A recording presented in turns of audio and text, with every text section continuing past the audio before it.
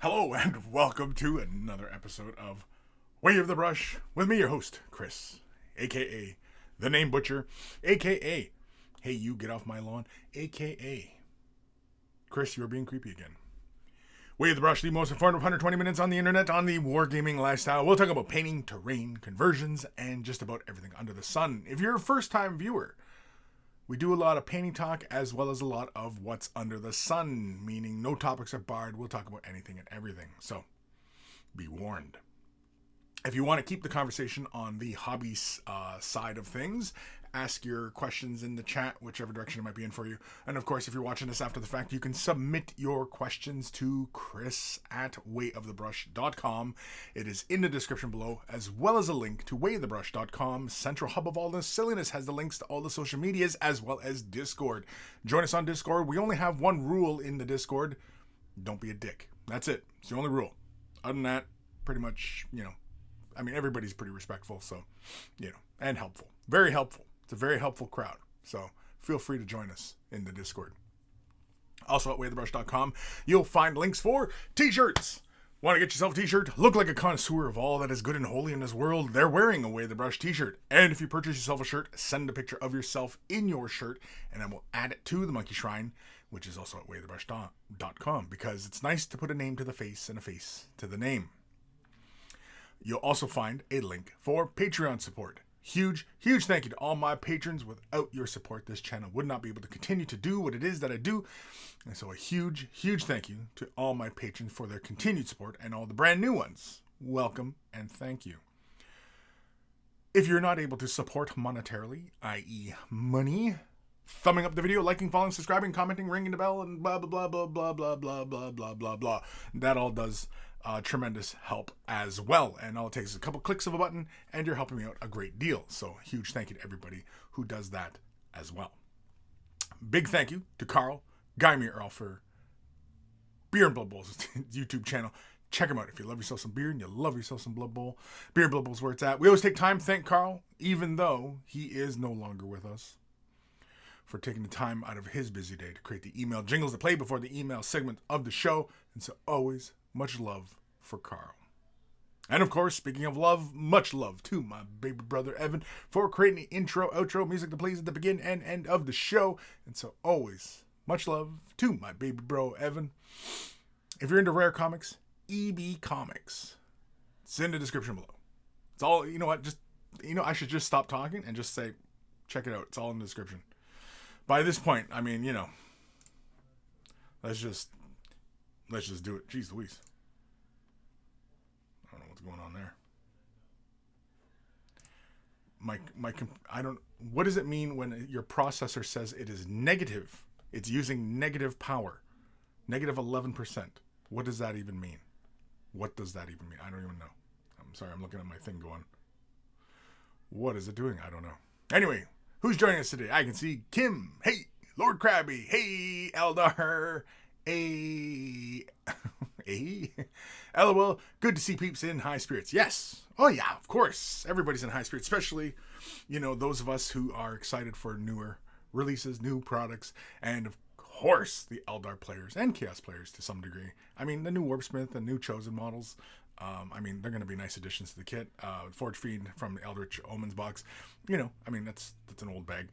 And of course, all the other players rejoicing at new Autarks, new Rangers, and of course, a brand new unit. Shade Runners. Shroud Runners, not Shade Runners. Shroud Runners. We've started painting these on getting projects done. Started working on those. And yeah, we're going to continue work on them. I probably should start getting the riders, though, assembled because, yeah. But anyway. Sophie Wild. Hey, Kris and Monkeys. Hey, Sophie. Evan Belleau. What's up, everybody? The most informative 240 minutes on the hobby. Oh, jeez. I don't know. The Didgeridoo. G'day, Kris and Monkeys. Hope everyone is doing well. Finally able to catch a live show again. Well, welcome, Didgeridoo. Yeah, it's been a while since I've read that name. The Didgeridoo.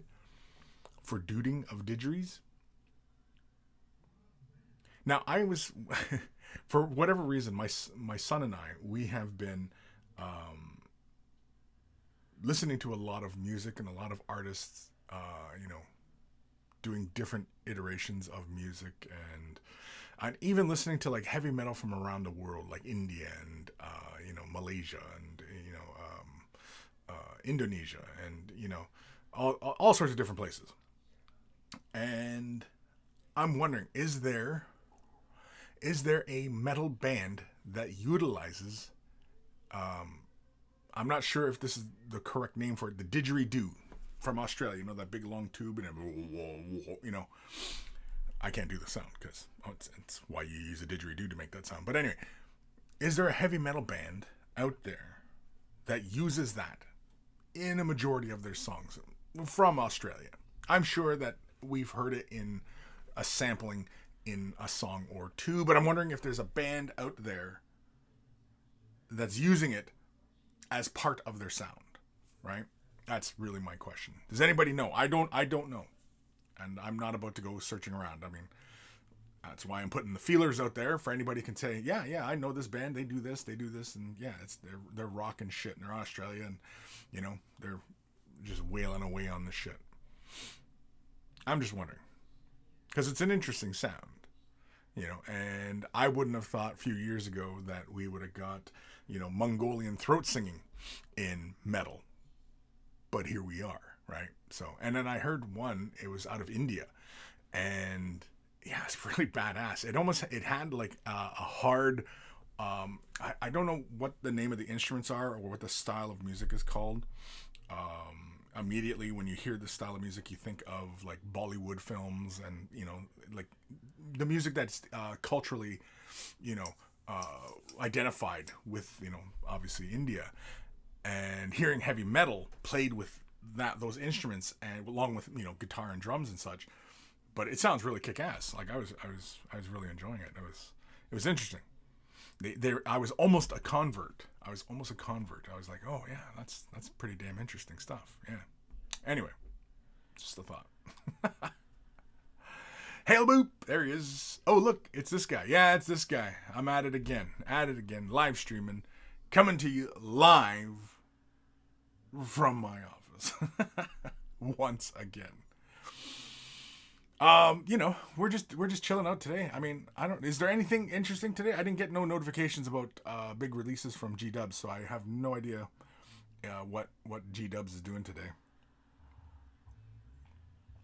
Not that my life on the internet revolves around Games Workshop, but it is a big part of it. And honestly, I think a majority of my hobby time in the hobby has been mostly GW centric. I mean, like Space Hulk is what basically got me into this, and then Warhammer 40,000, and you know what I mean? Then it all spirals out of control from that point forward, right? So, yeah, I mean, it's 30 some years of Games Workshop stuff. Russ Evans, what's up, Kris and Monkeys? What is up, Russ? The Wannabe Painter. Hey, folks. Hope you have a nice weekend so far. Was very productive today. Cleaned the entire house. And then we went to the forest reservant to feed the hogs and deer with the kids. Cool. Hogs and deer. I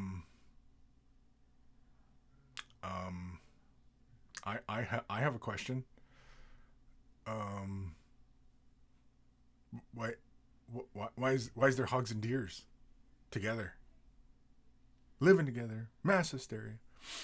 Yeah. Why are there hogs and deer? Like, are they in the same pen?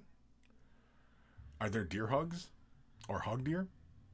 Like some sort of hybrid between the two? Like really porky, but like can bound over fences and stuff? Oh, good luck keeping those things in a pen. Hail Boop. There is a New Zealand metal band using the Maori language in their songs in an effort to keep the language alive. Yes. Yes, I have seen a band that looked very Maori, or at least what I understand as far as like what Maori culture is about. You know, obviously long hair, the face tattoos, you know, sticking the tongue out a lot and stuff like that. You know, what is their war dance song? The haka? Is that what it is? The haka? Yeah, I think that's what it is. I know there's a rugby team and they do it before the games kind of thing. But yeah. Alien Weaponry. Cool band. Alien Weaponry. Okay. All right. Danica R. Thank you. Alien Weaponry. And is that a metal band that has the didgeridoo in it? Or is it something? Is it just another cool band? Because, I mean, if it's just a cool band, well then, yeah, okay. No problem. I'm not going to be able to look it up right now because I'm streaming. But yeah. The one we painted. Yeah, they're a new breed with deer bodies and the legs and heads of the hogs. Some things man was not meant to toil with. For God's sakes, people, when will they learn?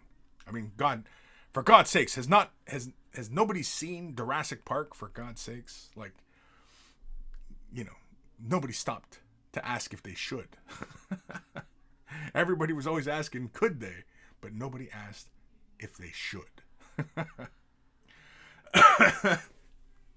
But seriously though, yeah, Alien Weaponry. I'm gonna have to remember that. Alien Weaponry.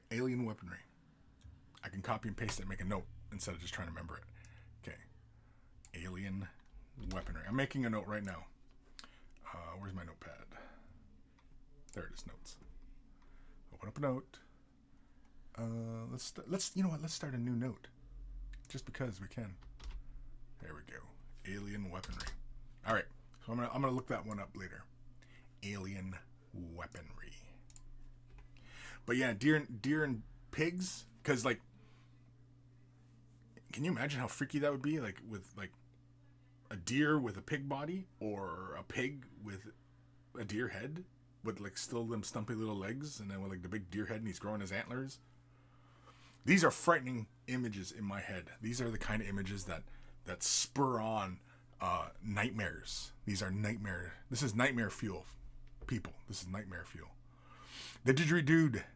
I know some bands and artists who have used the didgeridoo in songs. I'm not sure of any metal bands that use it though. Oh, really? Interesting. Yeah, I kind of figured that would be like something, especially somebody in Australia who wanted to tap into Australian culture. You would incorporate these kinds of things, right? Mind you, though, I mean, like, you know, yeah, there are some bands that have used, like, say, for example, like Native American instruments in their music and, you know, heavy metal and stuff. Yeah, I just figured, you know, somebody out there was doing it, but I guess not. I don't know. I mean, like, I've heard the didgeridoo in songs, but it usually sounded like it was something like in samples and stuff rather than, you know, being played, and you know what I mean, like not just you know, used it willy-nilly kind of thing or whatever, right? You know what, since we were just talking about G-dubs, let's take a peek what is up for pre-order. So I went over to the UK side of things on the GW site, and it's pre-orders for these guys. These guys look like Finecast, so I assume, because they put out a thing on Warhammer Community, was that yesterday, about range rotation and how Lord of the Rings game, or Middle Earth game, whatever the hell it's called, they basically rotate the product line. And so now that kind of business operation is coming to 40K and probably Age of Sigmar. And yeah, But why is it pre-order? Maybe it's more like made to order? I don't know. Zone Mortalis Underhive Sector. Is this what Gim was talking about the other day? Yeah, it comes with the Outpost, and it looks like what? The Dark Uprising set. That's pretty cool. 170 British pounds. It's a little bit pricey. A little bit. But if it comes with this much crap, that's pretty cool. That's quite a bit. You can fill out a table with that. And then some Warcry stuff. What's that? Cyberites? Aren't these already exist? Aren't they already a thing? Who's this dude? There he is.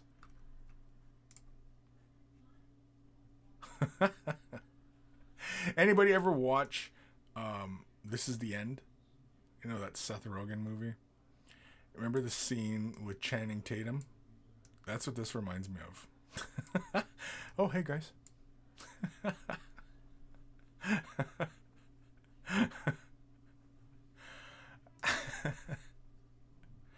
Basically, he's the Gimp, is what I'm saying.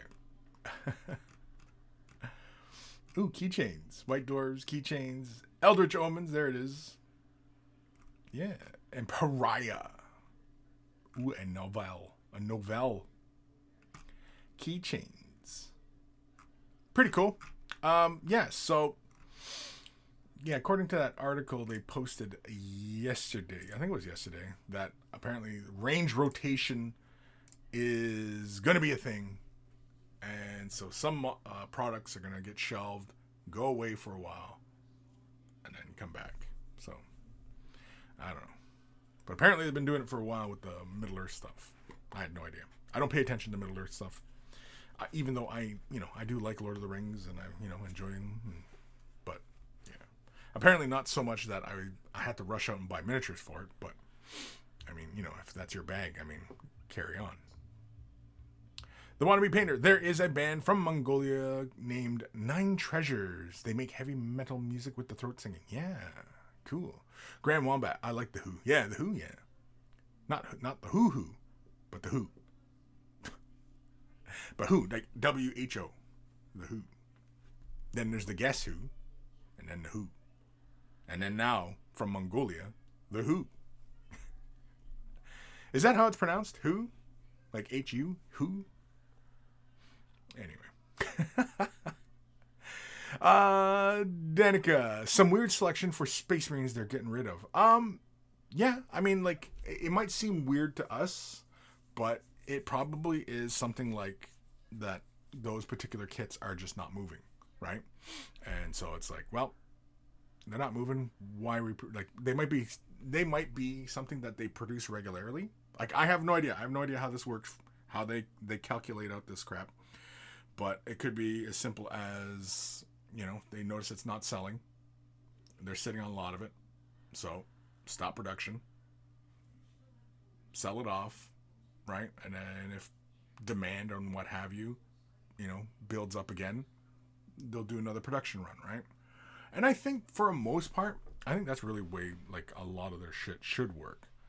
Especially, with the cost of everything going up and no sign of their prices decreasing, right? So, yeah, it only makes sense that, they would want to not have so much overhead because that's expensive, maintaining all these big warehouses and stuff like that, and and shipping all this crap everywhere, especially if, nobody's buying it, right? Nobody wants those Space Marines. But mind you, though, my man Pedro Cantor was on that list, and, Pedro Cantor is the man, so, I don't know. What else is on the site? The usual stuff. The usual stuff, it's just miniatures. Last Chance Space Marine Heroes. Okay, it's right on the front page here. What does that little symbol mean? The little hourglass. Oh, hourglass, because it's going away soon. Now, see, I didn't see that in the article. They're saying that this Battlezone Mechanicus Caradon, that's going away? Is that what they're saying? Is that what they're saying? Brother Captain Stern is on this list, apparently. Ultramarine Tyrannic War Veterans. My man Pedro. Yeah. Huh. Interesting. I mean, you know, they're doing what they got to do, right? They got to do what they got to do. Danica, I understand the old fine cast kits, but some are recentish plastic. Yeah, that's what I understand. As far because somebody had mentioned that. Well, I think the Terminator Captain. I don't know if he is plastic. He looks like he could be plastic. Well, I guess I could click it and see if he is plastic or if he's fine cast. No, he looks like a plastic kit. He's got the packaging for a plastic kit. Doesn't really say though, or does it? And they don't show a picture of the sprue. So I have no idea. Yeah, the Blood Angel Terminator Captain. I have no idea if he's a plastic kit or not. He looks plastic. But yeah, I know the Watch Captain Artemis. He's got to be plastic, right? The rest of them though look like they're all old pewter. Like they came out in pewter once a long time ago. Like Captain Tycho, he's been around forever. And Corbulo. Oh, you know what the other thing is too? Is that these guys are the older Space Marines, right? Other than Artemis. But even Artemis, is he an old Space Marine? Like, is his armor the old type? Yeah, it is. Even Brother Artemis of the Death Watch, he is a Mark 7. He's a Mark 7. Where's the thing here? Yeah, he's a Mark 7 suit. So maybe it's like, you know, okay, well, anybody want him? We're selling him. Then he's going away. And then we're going to see an update for him. Or maybe not. Who knows? Maybe he'll just get phased out, right? He gets murdered in some mission, some faraway planet. You know? But yeah, this dude's plastic. But yeah, he's a fairly modern plastic kit. When did he come out? Is there a date? 2016 is when he came out. So it's been a bit. He's had his time in the sun. Right? He's had his time. He's had his time. Now it is time to go away. He's going away. He's going away. Anyway. Sorry, I gotta look around all these objects on my screen here. But yeah, I think they're just gonna phase him out, right? Now the thing is, here's the thing. Here, okay, everybody got the tinfoil hats on? All right. Well, what if they start shelving regular Space Marine stuff? All the Mark 7 and under type stuff that aren't plastics. And those start getting shelved or product rotated. I call it shelving them because they're just going to get put on the shelf and then, you know, who knows if we ever see light of day again, you know, kind of thing. But, you know, I don't know. But I think that's what it is. I think that's what it is. Tinfoil hat time. Tinfoil hat. So everybody got the tinfoil hats on? Okay. So, yeah. This is the beginning. This is the beginning of them phasing out the other Marines. So, for everybody who's into doom and gloom and conspiracy theories and stuff like that, yeah, that's what's happening. Everybody else, everybody who's of rational thought, yeah, they're just rotating product around. No, they'll come back. Right? Maybe? I don't know. If nobody wants them, then, right, nobody's going to buy them. So, Nate's Miniatures. Kris, I feel like your Mo could be used as a deadly weapon these days. Looking sharp, brother. My Mo? Oh, my mustache. I thought like he's referring to me as Mo. As a slur, as an insult. But no, he's talking about the mustache. Gotcha. Yeah, I decided to actually, you know, do it up properly today. If anybody knows, last week my mustache was looking kind of sad, and yeah, it's because I didn't use my regular stuff. I just used whatever was around and just slapped it in, and you know. Anyway, enough about men's beauty tips.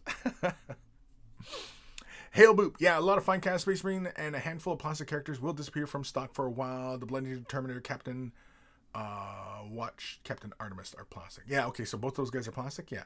But maybe nobody's buying them. So they're like, yeah, okay, put them on the shelf, you know. we'll wait until interest builds again, or maybe they'll do a character box. Or remember, like a while back, that was a long time ago, they had a box set. It was like all the Phoenix Lords, and they also had a box set of all the characters in Chaos for 40K. They also did like all the Space Marine suits, so like from Thunder Armor all the way up to like it was Mark 7, I think it was, or it was 8, can't remember. But anyway, yeah. So maybe we'll see something like that one day. It's kind of like a collector's box kind of thing. I'd imagine that's probably how they'll go about it, right? Sid Tyler, the BA captain is plastic, so is Artemis. Danica, a new Pedro would be great though. I'm gonna call it right now. We're gonna get a new Pedro. I'm gonna say within the next year, 365 days from today. Okay, from today, at least 365 days from today. Yeah, we're gonna get an updated Pedro Cantor, or to hedge my bet a little bit, a chapter master for the Crimson Fists or something like that, but he's going to be in Gravis armor, and he'll have the big fuck off power fist and Stormbolter thingy, right? He might as well just be Pedro Cantor at that point. If he's got a power fist and a Stormbolter, he's Pedro Cantor. So, but in Gravis armor, Pedro in Gravis armor, that's the only way I'm going to update Pedro, because I have Pedro in Finecast, somewhere in my bits boxes. But yeah, but new Pedro, yeah. So again, I'm calling it right now. 365 days from now. Okay, a new Pedro in Gravis armor. I mean, it's so easy for them to do. It's so easy because they got the Gravis files. I'm sure they have Imperial Fist files. I'm sure they have a Stormbolter. Not this Stormbolter on that last captain. I don't care for how this thing looks. Where is that new guy? Where's the new guy in the Gravis suit? Or is he Gravis or is he Terminator? No, he's Gravis. Yeah, this dude. Yeah, I can totally see like this guy here, getting the Pedro Cantor update. And I would happily paint up a Pedro Cantor that was, in this suit, especially with the cloak hanging over. I mean, all the vibes are there. Just drop the suit or drop the sword. Give him he's got the power fist, but I say Stormbolter in his other arm. I don't like the look of that Stormbolter on his arm, or it's not even a Stormbolter. I don't know. Looks like a grease gun or something. It's just, I don't get it. I'm not crazy about it. Where's the other one here? Yeah. Where's some angles? We got a 360 here? Oh, we do get a 360. Here we go. Yeah, I don't care for the look of it. Like, I don't know. It looks kind of silly to me.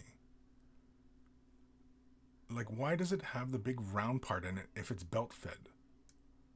With the big drum in the back. Like, why does it got the drum on the gun, but then it's got the chain running to the gun?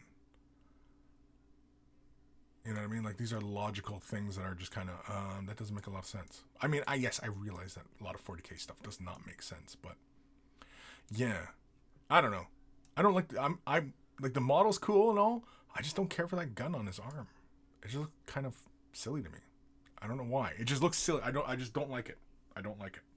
I mean, yes, I know. I'm usually shitting on Space Marines anyway, but yeah, I don't care for that gun.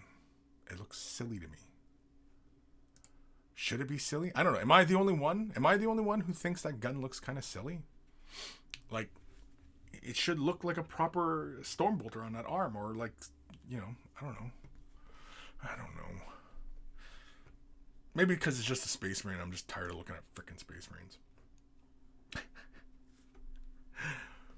Anyway.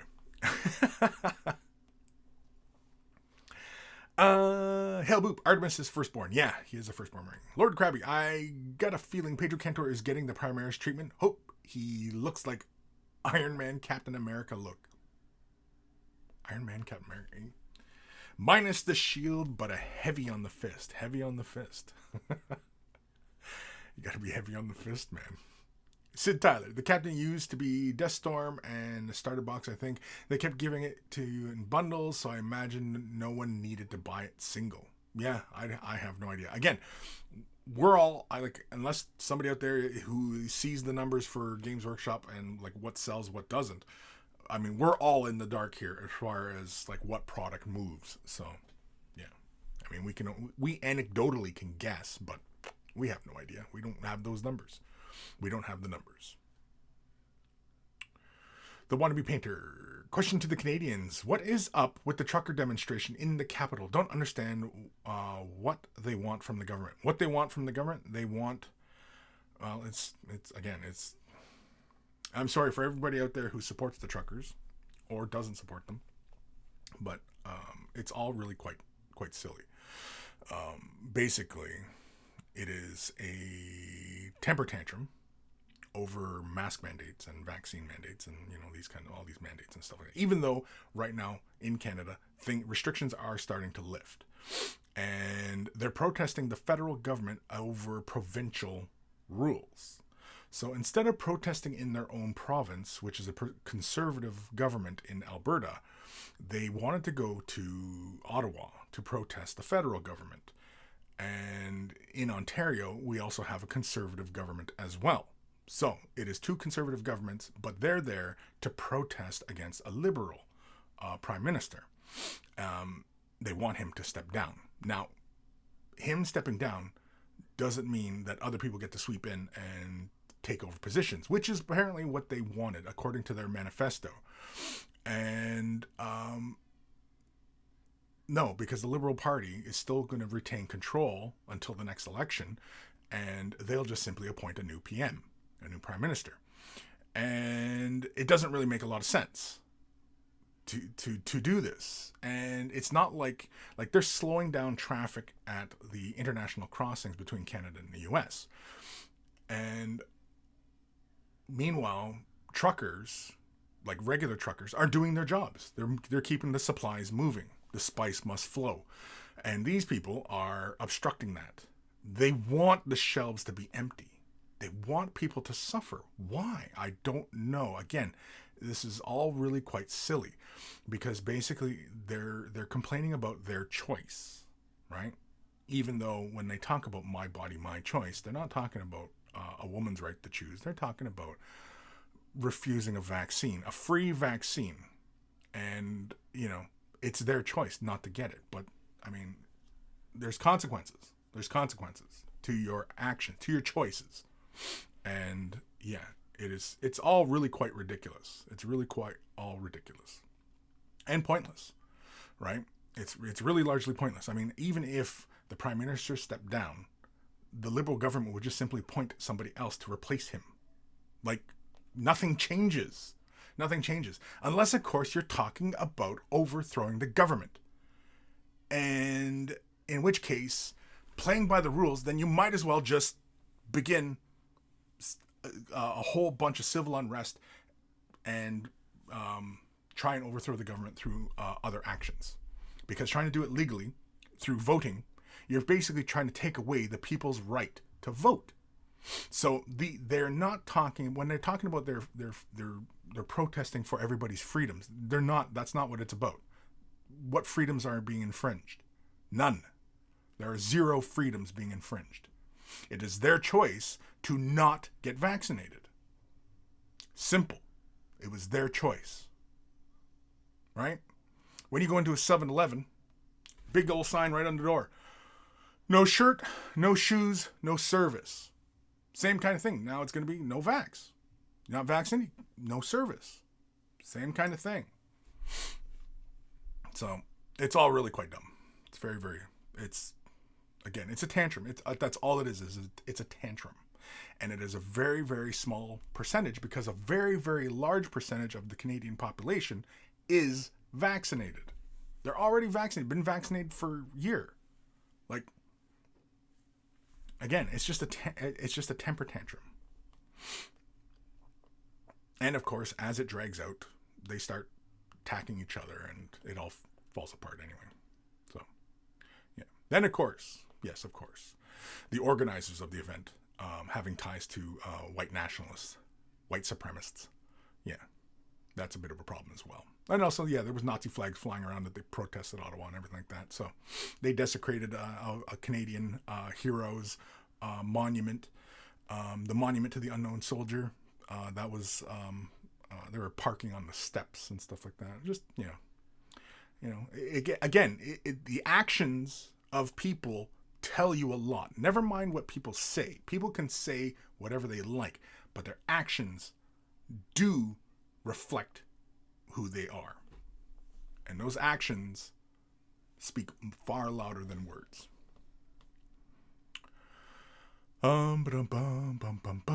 Sid Tyler, I don't know like this because it gives them an excuse to capitalize on FOMO even more. Better go buy everything you want now. Who knows what will rotate out next? Sure, if you are a FOMO addict, right? You have to have the latest stuff. Then yes, it feels like you're being coerced or cultivated or, you know what I mean? Like whatever. But that's on you. That's on you. And not having any restraint. But if you have the resources to spend on this stuff willy-nilly, then by all means, carry on. I mean, if you have to have the latest stuff, then carry on. I mean, if you got the resources, the bills are paid and everything like that, by all means, carry on. For everybody else out there, well, I mean, yeah, again, it's a little bit of restraint. I mean, brand new model. Like for me, I mean, Space Marine stuff. Some of the stuff that came out in the last couple of years looked cool. Would I buy it? No, not really. I wasn't excited about it. It was more Space Marine stuff. I wanted my Eldar. Now that I'm finally getting my Eldar, I can actually start to appreciate all the other models that have been, being showcased again, right? Because I don't have that negativity cloud hanging over my head like, where are my Eldar? I don't know where my Eldar are, And so soon enough, it'll be, because the rumor is that Tyranids will be getting a new codex soon enough. And I'm sure there are probably one or two models that'll be coming out for that. I don't know what is in the Tyranid line that is, would still be considered like the fine cast or an old miniature. I don't know offhand. Again, I don't really pay attention to Tyranids. Zoanthropes. Are Zoanthropes plastic or are they fine cast? They look like they could be fine cast, but are they plastics? I don't know. I'm going to click one right now. Oh no, they're plastic. Okay. No, Zoanthropes are plastic. Unless, of course, but see, here's the thing as well. Okay, tinfoil hat time again. Tinfoil hats. Everybody got the tinfoil hat on? Okay, I'll give you a sec. Get your tinfoil hat. Tyranids, okay, and some of you are probably going to strongly disagree with me on this and are probably going to, get huffy with me. But Tyranids, Games Workshop could always redo their product line for miniatures. They could always redo it. Why? Why could they always redo Tyranids? They could always just update the models and change them, make changes, new poses, new look, new styles, new things, right? Why? Because in the lore, they're constantly evolving, right? Tendrils of Tyranids are not going to all look the same because this little tendril says, oh, we're fighting a lot of chaos this way, so we're going to make more resistance and blah, blah, blah. We're going to, have more armor. Here, we're fighting lots of Imperial Guard, and there's lots of laser beams and artillery and stuff like that, so we're going to go more armor and bigger, crazy monsters. And so this tendril, you know what I mean? So there's lots of excuses to change the look of Tyranids whenever they feel like it, because within the lore, they're constantly evolving. So why not? Why not change? Like, Tyranids aren't, they don't have to be homogenous across the entire species or whatever the species of Tyranids is. They can be just basically like, I'm trying to think of what the hell the term is, where they're basically a certain kind of primordial thing, and then it can morph into whatever they need it to be, and that's what like a Tyranid really is. It's just this amorphous DNA blob. And it can shape itself into whichever way it needs to be for whatever task it needs to accomplish, right? So Tyranids could always be updated, and Games Workshop could always update the look of Tyranids, because the reasoning is right there in the lore. that they're constantly evolving. So Games Workshop could make add-on kits, make brand new kits, introduce new units, take away units, right? They can always make changes to Tyranids because the Tyranids are constantly evolving.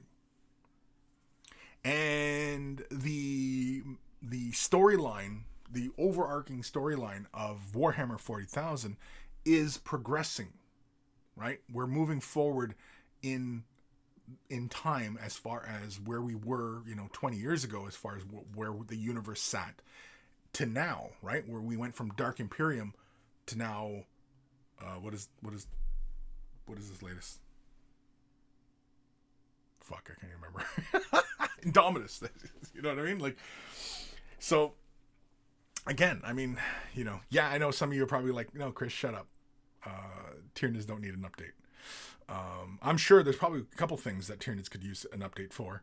Hopefully, maybe they'll do that. But I mean, or maybe they'll introduce something new. Maybe they'll give us new monsters. Maybe they'll start introducing a new look to the Tyranids. Who knows, right? I mean, again, they can do whatever they want. It's their IP, so you're basically along for the ride. And if you don't like the look of the new Tyranids or the old Tyranids, I mean, you can always go back and collect them or not collect the new ones. You know what I mean? Like, it's your choice. I mean, if you suffer from shiny model syndrome, I mean, that's on you. That's on you. That's not Games Workshop's fault. Are they exploiting it? Possibly. There is that possibility that taking advantage of mentally damaged individuals who have no control over their their wants and needs, and so yes, that is a possibility. Again, though, I think studies would need to be concluded for us to draw a hard line in the sand as far as what's going on there. But yeah, Nate Miniatures, no slur. Yeah, no, I was just kidding. Sid Tyler, imagine they quit selling hammerheads or something core to the army. Oh my God, better hurry. Yeah, I mean, that's a bit of a stretch. I wouldn't shock me if they did it, but that's a bit of a stretch. Danica R. I still love Tactical Marines. They've always been pretty reliable. Tactical Marines? Sure. Tactical Marines, like on the tabletop? Yeah, Tactical Marines. Space Marines are like, when I think of how all the armies perform in Warhammer 40,000, the tabletop game, never mind the lore, never mind the painting, never mind that. I'm talking just the gameplay. Space Marines, I've always equated to being 0, like on a scale or a thermometer, right? So Space Marines are 0 because Tactical Marines are good at shooting and good at hand-to-hand, good at holding objectives. You know what I mean? Like, they're just a good all-round troop. They're good at everything they do. They don't really need any help. They're not that specialist. So I always equate them to like 0. So Space Marines fall at 0. And everybody else is plus or minus from that, with Space Marines being the 0. I don't think Space Marines should be 0. Space Marines should be above. Really, Imperial Guard or Sister of Battle or something along those lines should be 0, with Space Marines being above them. Or below, whatever way you want to look at it, right? So, yeah. But that's kind of just the way I see things. Sid Tyler, Tactical Marines could be next because, come on, we all know Primaris were their replacements. Yeah, I wouldn't shock me if what do we call them? Firstborn? First thing? The older Marines, right? Anyway, yeah, that wouldn't shock me. It wouldn't shock me at all. Danica, Phoenix Court, that was crazy to see on the table. Yeah. Nate's Miniatures. I have a few Tau that have been given to me that I need to strip the paint. I checked, and yes, I do have a hammerhead in there. Ha ha ha. Yeah, well then strip it, man. Strip it. Strip it. Sid Tyler, this is why I was saying they shouldn't have kept putting out more and more marine crap we don't need, because now it's taking up too much space, and they got to pull some of it. Yeah, true. Yeah. Now they're sitting on a whole bunch of Space Marine stuff. Possibly. Again, I mean, I'm not privy to any details as far as like what their stock situation looks like and all that, so couldn't tell you. It's all hypothesis. It's guess. Unless, of course, you work there and see more Space Marine boxes sitting on shelves than any other product line, then that would add some credibility to that. But otherwise, but then of course I'm sure you're probably breaking some sort of agreement. Striker Main, execute order 66. All Primaris execute all the firstborn. Begins the civil war. Now that's a conspiracy. A conspiracy? Gets rid of all the old lines as well. Yeah. Yeah. Next edition of 40k, the Primaris turn on all their older brethren. It's a little hack, but could be something as silly as that. Or, some sort of chaos spell, affects the gene seed of the older Marines. And they all fall dead. Now only the Primaris are left because they're brand new and they're not affected by the old defect of whatever the fuck is affecting Space Marines. But do you realize how different that has to be for every Space Marine chapter? Because Blood Angels are not the same as Space Wolves, are not the same as Black Templars, or it would have to be pretty specific to affect all the old Marines. Find a common flaw amongst all the old Marines, right? Something crazy like that, if you were to go about it that way. Yeah, I don't know. Ebb and flow order, $. Kim, that new Gravis captain has lots of options. He can take 2 power fists. Can he? Do I still have him up on the table? No, I don't. On the table, on my computer. On the table. Listen to me. I like when I click back and it doesn't go back. Does he have 2 fists? Goddamn, yeah, he's got 2 fists. That's cool. Still doesn't mean I don't like the bolt gun. Still doesn't mean the bolt gun looks like crap. I thought it was a storm bolter. It looks like it's just a bolter. It's just a bolter. Yeah, I don't like why does it have the drum space on top of it if it is belt fed? And why would it be belt fed with that belt space on top of the gun? Right? And then also have the belt or the drum hanging from his backpack. Again, these kinds of things. These are the kind of logical things that trigger my autism, and so yeah, my Asperger's triggers my Asperger's. Anyway, Disco Duke, hey peeps, hey. Greenleaf, the trucker thing is nonsense. Those people are screaming freedom. I have so much work and no time. I watch the news and they all make me laugh. Yeah, good talk, Kris. Disrespectful out the wazoo. The whole trucker thing. Yeah, it's, it's whenever you hear, because I have friends who support it, and whatever. I'm just, and I asked them, okay, well, what is their goal? What are they going to do? How are they going to implement it? And what is the end goal? And I usually don't get any good answers to that. It usually is chock full of conspiracy theory stuff. And I'm like, no. What are they going to do? It's really quite silly. Danica, impulsive spender problems. Did you manage to pick up a copy of Eldritch Omens? Yes. I have a copy of Eldritch Omens.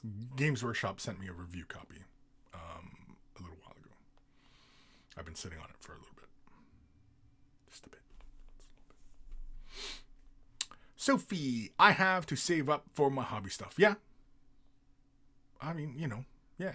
Until you find gainful employment and you have extra resources, and yeah. But I've had to do that as well many times. When I was a teenager, even though I worked, I still had to save my pennies because and the thing is that Warhammer was a lot cheaper when I was in high school. And then I took breaks. I took breaks because didn't have resources for it, and didn't feel like I wasn't doing any gaming, and other real life was priorities, right? Priorities. And so I always will take care of real life before I even worry about Warhammer stuff, so yeah, always. John McManus, so when are you planning to paint the new avatar? Planning? I'm planning right now. I'm planning it. I'm plotting. And honestly, I'm at a loss. I'm at a loss because I don't know which way to go, because I love the classic head design, but I also really like that helmetless one. I like the sword. I'm not a huge fan of the axe. Not a huge fan of it. I'm going to have to be honest with you. I mean, it doesn't look bad. It just, for me personally, meh. The spear, I like the spear though. And I've seen, because at LVO, apparently they brought, somebody had brought, the avatar to LVO for everybody to get, first-hand look at. And it was with the traditional head, with the spear. And I saw that and I was like, damn, that looks really cool too. So yeah, it's hard to say. I mean, again, planning, yes, I'm planning. But yeah. Has anything been executed? I wouldn't tell you even if I was. Zero hobby, because the Tyranids are always evolving. Tyranids need some anti-aircraft weapons for sure. Yeah. I mean, like, yeah, they can always make. Yeah, I guess not. I was gonna say they make like the biovores, because the way they always describe the spores is they're kind of floaty anyway. And so realistically, like, spores just kind of littering the sky as planes are trying to fly through, hitting the spore mines, you know what I mean? Like, that's anti-air right there, right? Unless, of course, you're talking about, like, some sort of big monster who has, big quad cannons on his back and, he spits out plasma or, acid or something at planes as it goes by, kind of thing. Sure, yeah, you can get something like that. There's always room. There's always room for Jello. So, sure, why not? The didgeridoo. That's a fair point about the Tyranids evolving. Yeah, well, I mean, again, like, any excuse. Like, realistically, Games Workshop, I mean, really, they don't need any excuse to make any changes to any of the products. Because why? Because it's theirs. It's their product. It's their IP. They can make whatever changes they like. And if you don't like it, then you just don't buy it. Simple as that, right? And so for Tyranids, yeah, I mean, like, they can constantly just keep fucking with that line and just making changes. And, here, this is a different Splinter, High Fleet, whatever, right? And then you can actually, once you start getting into that kind of thing, and there's a whole bunch of these different models and different iterations of Tyranids, like generations of them, if you will, you can, recreate your own versions of hive fleets coming in and attacking, right? You can tell which sector of space you're in because of the Tyranids you're fighting, or, you know what I mean? Like, all these fun visual kind of cues that, kind of add just a little bit of that cinematic flavor to the tabletop, I think it's kind of a fun idea, because then what if Hive Fleet Splinter, whatever the fuck, is this way, and they have, big helmety heads with, Triceratops spikes coming out of it, whatever crazy hell design, you know what I mean? Like, or maybe there's some that look more like the classic Tyranids, right? With no helmet crests. They just have the big dome heads to them, right? Like, hell, that honestly, that would not surprise me, is if they did a bit of a throwback to some of the Tyranids, give them that classic look. Because they're always about going back to Rogue Trader, right? Going back to the well of original ideas and, bringing them and updating them and stuff like that. So wouldn't that be hilarious if we got updated versions of Tyranids who looked like the first iteration of Tyranids? Now, I know some of you are out there like, holy shit, those are terrible looking designs. They're dated, yes. They're very dated. But an updated version of them, I think, would actually be kind of cool. Yes, we're all used to Tyranids having the big alien Triceratops crests on their heads, but what about the days when they didn't have that Triceratops crest on their head? You know what I mean? Like, it'd just be kind of fun. It's just a fun little thing, you know what I mean? Again, and it can still fit with it, like, all these updated things with Tyranids. If they even change the look and designs of them, they still fit within the Tyranid line. Like, a Zoanthrope from a different hive fleet could look different and still be Tyranid. And you could still have these coexisting lines of models together, or intermixed, or separate. You know what I mean? Like, again, you can go anywhere with them. The possibilities of constantly playing with those themes, it's almost endless. It's almost endless. Because, again, the lore is they're constantly evolving. They're constantly changing. Right? What if Tyranid warriors started looking more snake-like? right? They had snake bodies. Why? Because, I don't know, fucking one planet there, or one system is a high gravity. There's a black hole at the center of the system, and all the worlds have high gravity. And so, they need more snake-like warriors moving around. You know what I mean? Like, make up whatever excuse you like. And it works for Tyranids. And it's not, it's not much of a stretch, right? To just, make up crazy crap about them. Because, again, it's made up alien stuff, right? So you can go anywhere with it. Space Marines, it's been well documented. And so anytime you have any kind of change to a Space Marine, people are immediate. Oh, no, that wouldn't happen. No.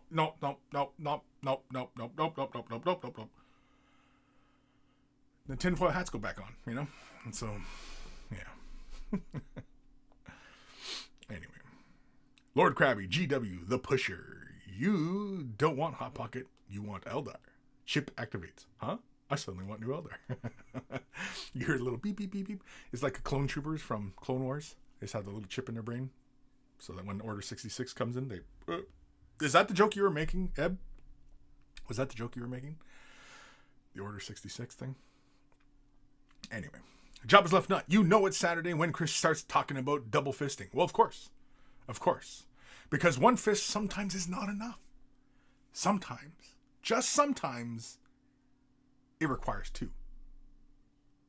Now, sometimes, is it two in the same place or two beside each other? Who knows? Double fisting. It's really kind of, dealer's choice, I think, at that point. I don't know. Danica, the Avatar with the bare head was a big surprise. Never seen one without the classic helmet design. Yes, I know. And I saw that and I was like, oh my God, like that looks so cool. And I love that he's got the big pointy elf ears and he's got the Avatar face, but he has like this crazy hairdo. He's got the long, Eldar hairdo. The one thing that I was the teensiest bit disappointed in the new Avatar, because we kind of speculated that he was going to have weapon options. Different head designs. I was not expecting 3 different head designs. But the one thing I was hoping they would do, I was hoping, they didn't do it though, is I was hoping for a female Avatar. Or a part swap.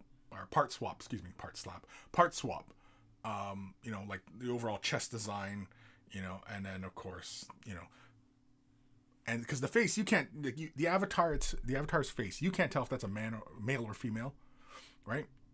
And so a female Avatar would have been really cool as well, because in the lore, right? I mean, there's arguments either way, I suppose, being the Avatar always looks like a man, right? Sure. Because it's Cain, right? And Cain is always described as being male. Sure. But there's also the other side. The way they describe the lore is the fact that it's an exarch who sacrifices themselves to become the Avatar, because the Avatar needs a soul to manifest, the molten form, to reactivate, the Avatar's body. And the exarch can be male or female, right? And so I always liked the idea of the Avatar looking like a hint of the exarch that was, right? So imagine, it was a swooping hawk exarch, and they have maybe the taller helmet, and maybe their Wailing Doom looks maybe a bit like that hawk gun, but it has more close combat-y type of things to it, or whatever, right? Howling Banshee exarch, and she becomes the Avatar. And the Avatar has a slight female look to it, with, the sword and, the big tall mask and maybe tons of hair coming out the back of the head. You know what I mean? And it has more closer vibe to the exarch than it does, just what Cain apparently looks like, right? But I mean, either way, I can see the argument for and against either way you look at it. But yeah, I mean, a female Avatar would have been cool as well. It would have been very cool. And I would have definitely been really, really annoying about how awesome that is, that we got a female Avatar finally. Or the option for it. The Avatar doesn't have to be female. I mean, it's the option. I mean, it's just like the exarch, right? I mean, you can pick the autarch. The autarch can be male or female, right? You know what, though? I never really looked. The helmetless head on the Autark. Hold on, I'm gonna go look. It's in the other room. Hold on.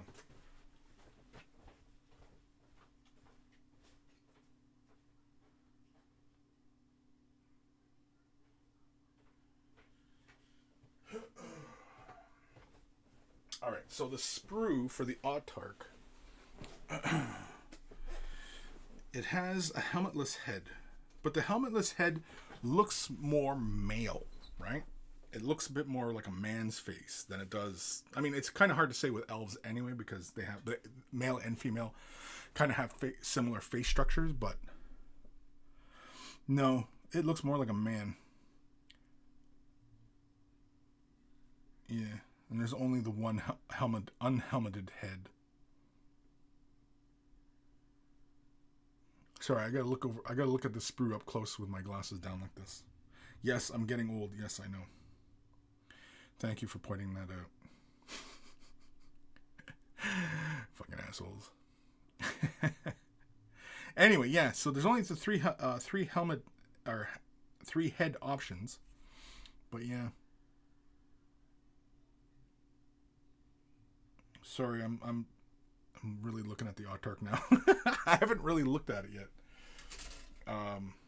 But yeah. Anyway. But yeah, female, like, cause like Eldar, I mean, all the aspect warriors, even the Howling Banshees, there should be male and female options. Like, cause even in the lore, it describes male Howling Banshees. I know some of you are like, male Howling Banshees. But yeah, it's not a woman's only aspect warrior. It's just whoever, because whatever aspect they end up, whatever aspect shrine they end up in, it's just merely what kind of combat they see themselves becoming, right? What aspect of Cain, like if they're the destroyer, if they're the hunter, if they're the, what have you, right? And that determines what shrine they go to. And so if, there's an Eldar, a male Eldar who, he wants to, I don't know, whatever you would describe the Howling Banshee as, just, screaming or ghost-like or whatever, right? And they identify with that, they would go to that aspect shrine. So yeah, there would be male Howling Banshees, and there would be female Dark Reapers. There would be, again, both sexes are represented in all aspects of Eldar armies. Guardians, all the way up. Right up to the Avatar. Damn it. Anyway, Disco Duke, I'd love to see a Screamer Killer ripping apart Primaris apart. Yeah, bring back the Screamer Killer. Yeah, like look like the classic Screamer Killer, but like updated, bigger. Yeah, that'd be freaking cool, man. Lord Krabby, the biggest problem GW is 3D printing. I have seen some fine cast models, third party, look better than the counterparts. So for the NID, players can change those their models at will, whatever 3D form they take. Yeah, see, the problem with 3D printing is there's fantastic artists out there who are getting into 3D printing, 3D sculpting, excuse me. And they're basically copying Games Workshop's IP, right? If they're making Tyranids, Eldar, Chaos, Space Marines, whatever they're making, right? And to not get themselves sued out of existence, they have to make visual changes, right, to the existing look. And I don't care for the look. When people are skirting that IP infringement line, I don't care for how the models look. There's just too much gook on the surface, right? You see it like I see Eldar alternate sculpts, and there's always way too much crap on the surfaces, and they don't even look like they're, they have this semblance of something like looking like Craft World Eldar. But there's just too much damn shit on them, and they just don't look good. They don't look good, personally. I remember back when Chapter House was a thing, back when, obviously there was a whole deal with Chapter House. And they had a Warlock on bike, or Farseer on bike. Warlock or Farseer, it was both. I didn't care for it at all. I didn't care for it at all. It did not look the part. It did not look like it fit within the army line. And I see that a lot. And these people who are creating these 3D files, like, are they making any money for their effort? And I mean, like, if you have a 3D printer and you're like, yeah, I'm going to stick it to Games Workshop. I'm going to stick it to them because I'm going to start 3D printing all my shit. Well, good luck with that. Because nobody can sell the file because they're going to get fucking sued, right?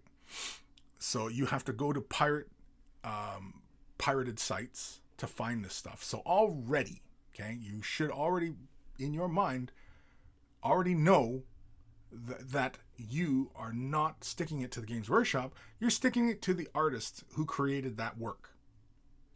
And the sculptors work really, really hard on this stuff. If they work for big companies or independents, I'm talking all sculptors, right? That covers everybody. Nobody wants to pay these people for their work. Nobody wants to pay the artist for their work. Just want mine. Gimme. And if I can't have it, I throw a tantrum. So I stick it to the man. And you feel better about that somehow. When in fact you're hurting the artists. And nobody, like, the people doing this sculpting for free for people to do online, like, that's going to decrease as more and more people want that shit for free. Because nobody's going to be able to make a living at it. And so the quality of sculpts that you're going to get for free will diminish drastically. Okay, unless, of course, you are a sculptor, as well as the wargamer and the painter, then, you know, by all means, you're the one-man show. But your project is going to take literal years to complete, because you got to do all the sculpting, you got to do all the painting, you got to do all the, you know what I mean? You got to do everything yourself. Yes, it'll look fantastic. Yes, you will have saved yourself hundreds and hundreds of dollars. But it took you years to complete that project. Complete a 1,500 point army. Bravo. No. Now, I'm not saying 3D printing is bad. I do see it being part of the future. And that, yes, companies like Games Workshop are going to have to address it sooner than later. Yes. It feels like 3D printing is going to take over. But I mean, we are a niche within a niche within a niche hobby. And 3D printing and what 3D printing offers is very, very niche. And 3D printing right now is more hobby unto itself than a solution for miniature wargaming. But, yeah. And the only people that I ever hear, people that champion 3D printing, are the people who are, yeah, we're going to stick it to Games Workshop. That's all they ever seem to say, is stick it to Games Workshop. You're sticking it to who? Like who? Games Workshop. Games Workshop is a company. It's an entity. Who are you sticking it to? Specifically. Because through those actions, the only people you're going to hurt are the artists. That's the only people you're going to hurt.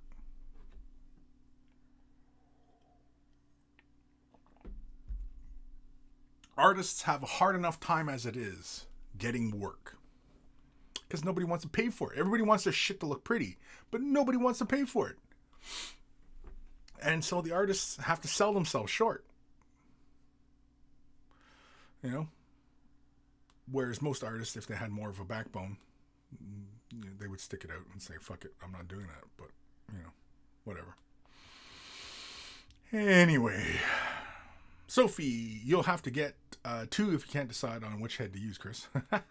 Oh, you know what, though? I probably could grab, like, one of the female heads out of, like, you know, the Shroud Runner box and use that for the Autarch. But it doesn't have the cool little neck piece.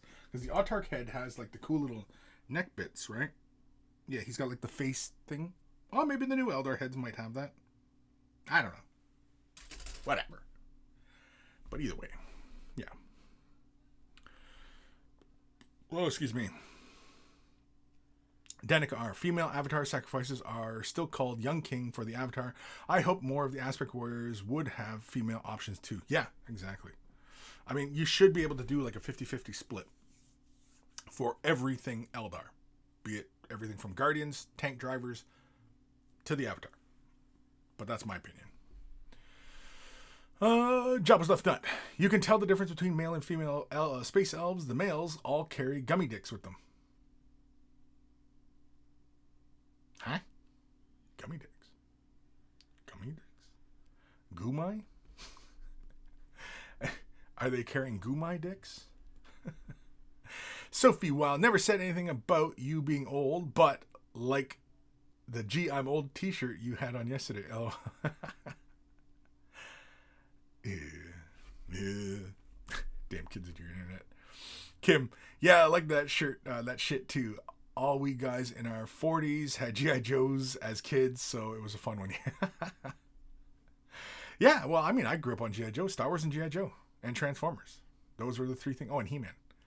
Oh, and yeah, those were the big ones, man. I had tons of G.I. Joe. I had tons of Star Wars. He-Mans. He-Mans? He-Men? What is the plural for that? He-Men? He-Mans? He-Mans? He-Men? He-Men? What are you playing? Oh, I'm playing with my He-Man. Oh, languages are stupid. Lord Krabby, a lot of people are doing it not for selling models, just for playing them. And you're right, the Finecast surfaces have some time to clean. However, people opt for the cheaper option. Sure, people will always go for the cheaper option. But in this hobby space, we know it's expensive. This is a luxury, as all hobbies are. This is luxury. If you don't have the resources for this hobby, then don't do the hobby. Or wait till you have the resources and then continue your hobby. But bitching and moaning about it is not going to help. And ripping off artists is not the solution. It's not the solution you think it is. In fact, it will hurt the market more than it will benefit it.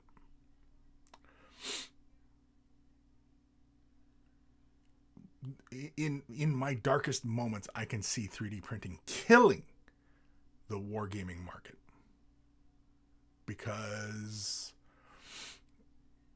for so long, the wargaming aspect, because really it's the wargamers that really kind of push sales. Wargamers are the ones who really push the sales. The people who play tabletop gaming primarily, 51% of their hobby time is spent at the table playing with the models. Because they're the ones who buy large amounts of figures. Painters, the people who spend a lot of time worrying about paint jobs, they do not paint a lot. They might buy, but that pile just grows until the point where they probably, lose their mind. Whereas wargamers, they play, and they're always concerned about the meta, and then they can always sell the army off or whatever. But they're the ones who are the most vocal about 3D printing, right? It's them that are the most vocal about it. It's very, very, it's again, niche within a niche within a niche, that the wargamer painters are really concerned about 3D printing and want more 3D printing. Other than maybe people who do a lot of conversions, custom work, stuff like that, commission painting services, stuff like that, right? But again, you're not sticking it to Games Workshop. In fact, you're sticking it to the artists. You're sticking it to the artists. You're not hurting Games Workshop. Games Workshop is a big faceless company. Who are you sticking it to when you say sticking it to Games Workshop? It's a corporation. It's an abstraction. It's a business.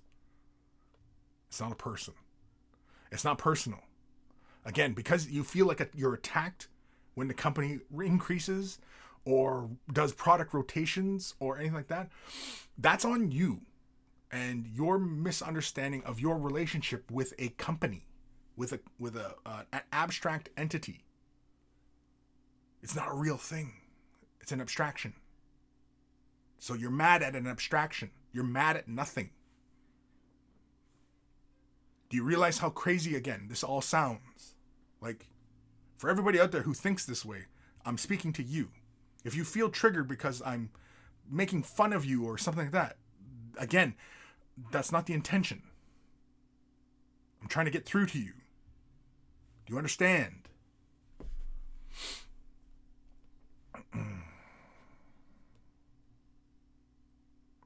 Lord Krabby, I'm a bottom bitch, so I'll ill. But what GW sells, LOL. But most Space Marines haven't painted in a while. Kind of want to do Nurgle, but I want to get new GW models for Nurgle because they look cool. Yeah, sure, why not? The Gim. One day I was walking around and found a big log, and I rolled over, and underneath was a tiny little stick, and I was like, that log had a child. Exactly. That log had a child. I just watched Empire Strikes Back the other night too, and the old lady had to leave because she's like, "Oh, okay, I'm out," because it was coming up to the Yoda part, and she goes, "Oh, okay, I'm out of here," and she left because we played the shit out of that song. Yeah, my son and I pretty much ruined Empire Strikes Back for her. Used to love the movie. No, not so much these days. Just as soon as we get to the Yoda part, as soon as we're past out of the snow stuff and the outer space stuff, yeah, then as soon as we're with Yoda, it's like, okay, I'm out of here. Danica, the new Shining Spears and Dark Reavers have no female options, which is a bit disappointing, but they're still cool. Or still good. Yeah. There's no female options? No? That's a little disappointing. Yes, that is disappointing. Again, there should have been options. I mean, like, you know, how hard is it to have a front and back piece, or even just having, you know, an entire torso sculpted that looked either like female or male, you know?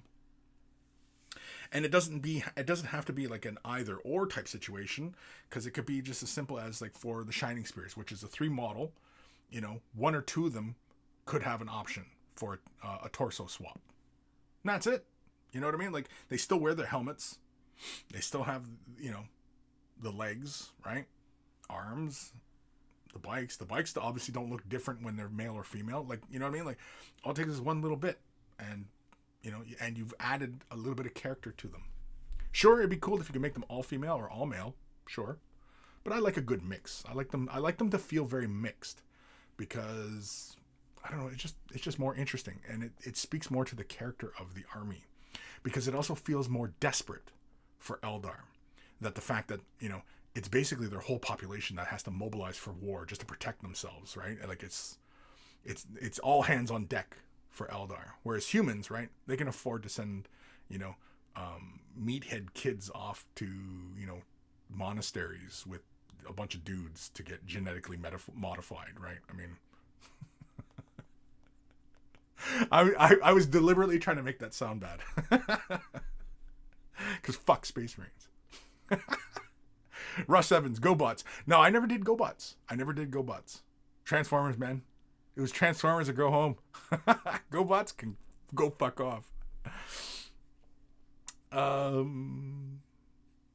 The Gim. I still have tons of G.I. Joe in bins under the stairs. Oh, really? Jeez. Should head to a Comic-Con, man. See if you want to unload those. You ever done a Comic-Con, Jim? Have you? Is there a Comic-Con in Ottawa? I know we get one here in the Niagara Falls area. I have not attended it. I've attended the one in Toronto. But yeah. Anyway. Evan Belleau. Masters of the Universe figures. Excuse me. They're Masters of the Universe figures. They're collectibles. Striker Main. The initial investment for a 3D printer when you just want to play paint, it's cheaper to buy an army. True. Because the biggest factor that you're not accounting for when you get into 3D printing is your time. Your time. Because there's so much fiddling that has to be done to get the printer to work properly, to do prints properly, and then you got to do test prints. And of course, you're going through all sorts of resins or PLA, whatever product you're using. Yeah. And then of course, it takes forever for a lot of these prints to occur. Jeez Louise.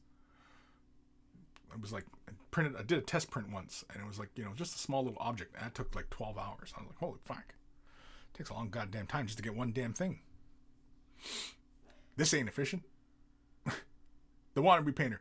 Don't forget the good old plastic dinosaurs. Littered our garden with them. Ghost of Starman Deluxe. I'm late. Back home from the weekend, so I went out to see a friend today, which was nice. Cool. Oh, did you have fun? Happy birthday. Did you have fun? You're still alive, obviously. So you must have partied pretty good then. Hopefully you had a good time. Not too much drama. Hail Boop, I like the 3D sculptors that make stuff that doesn't exist.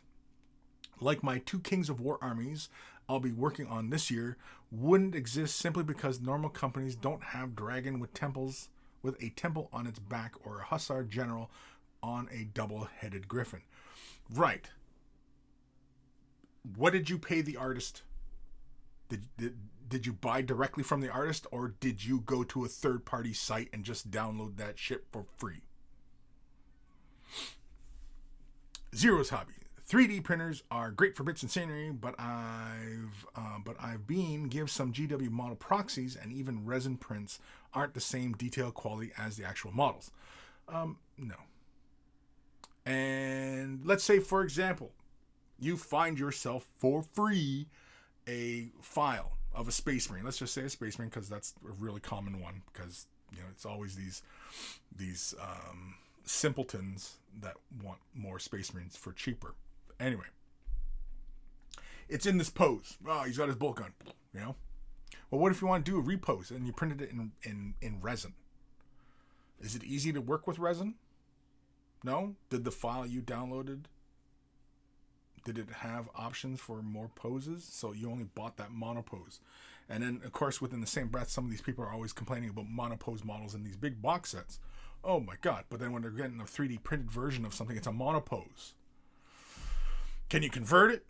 I mean, you can convert it, but it's a lot of work. Again, what is your time worth? Because your time is worth something.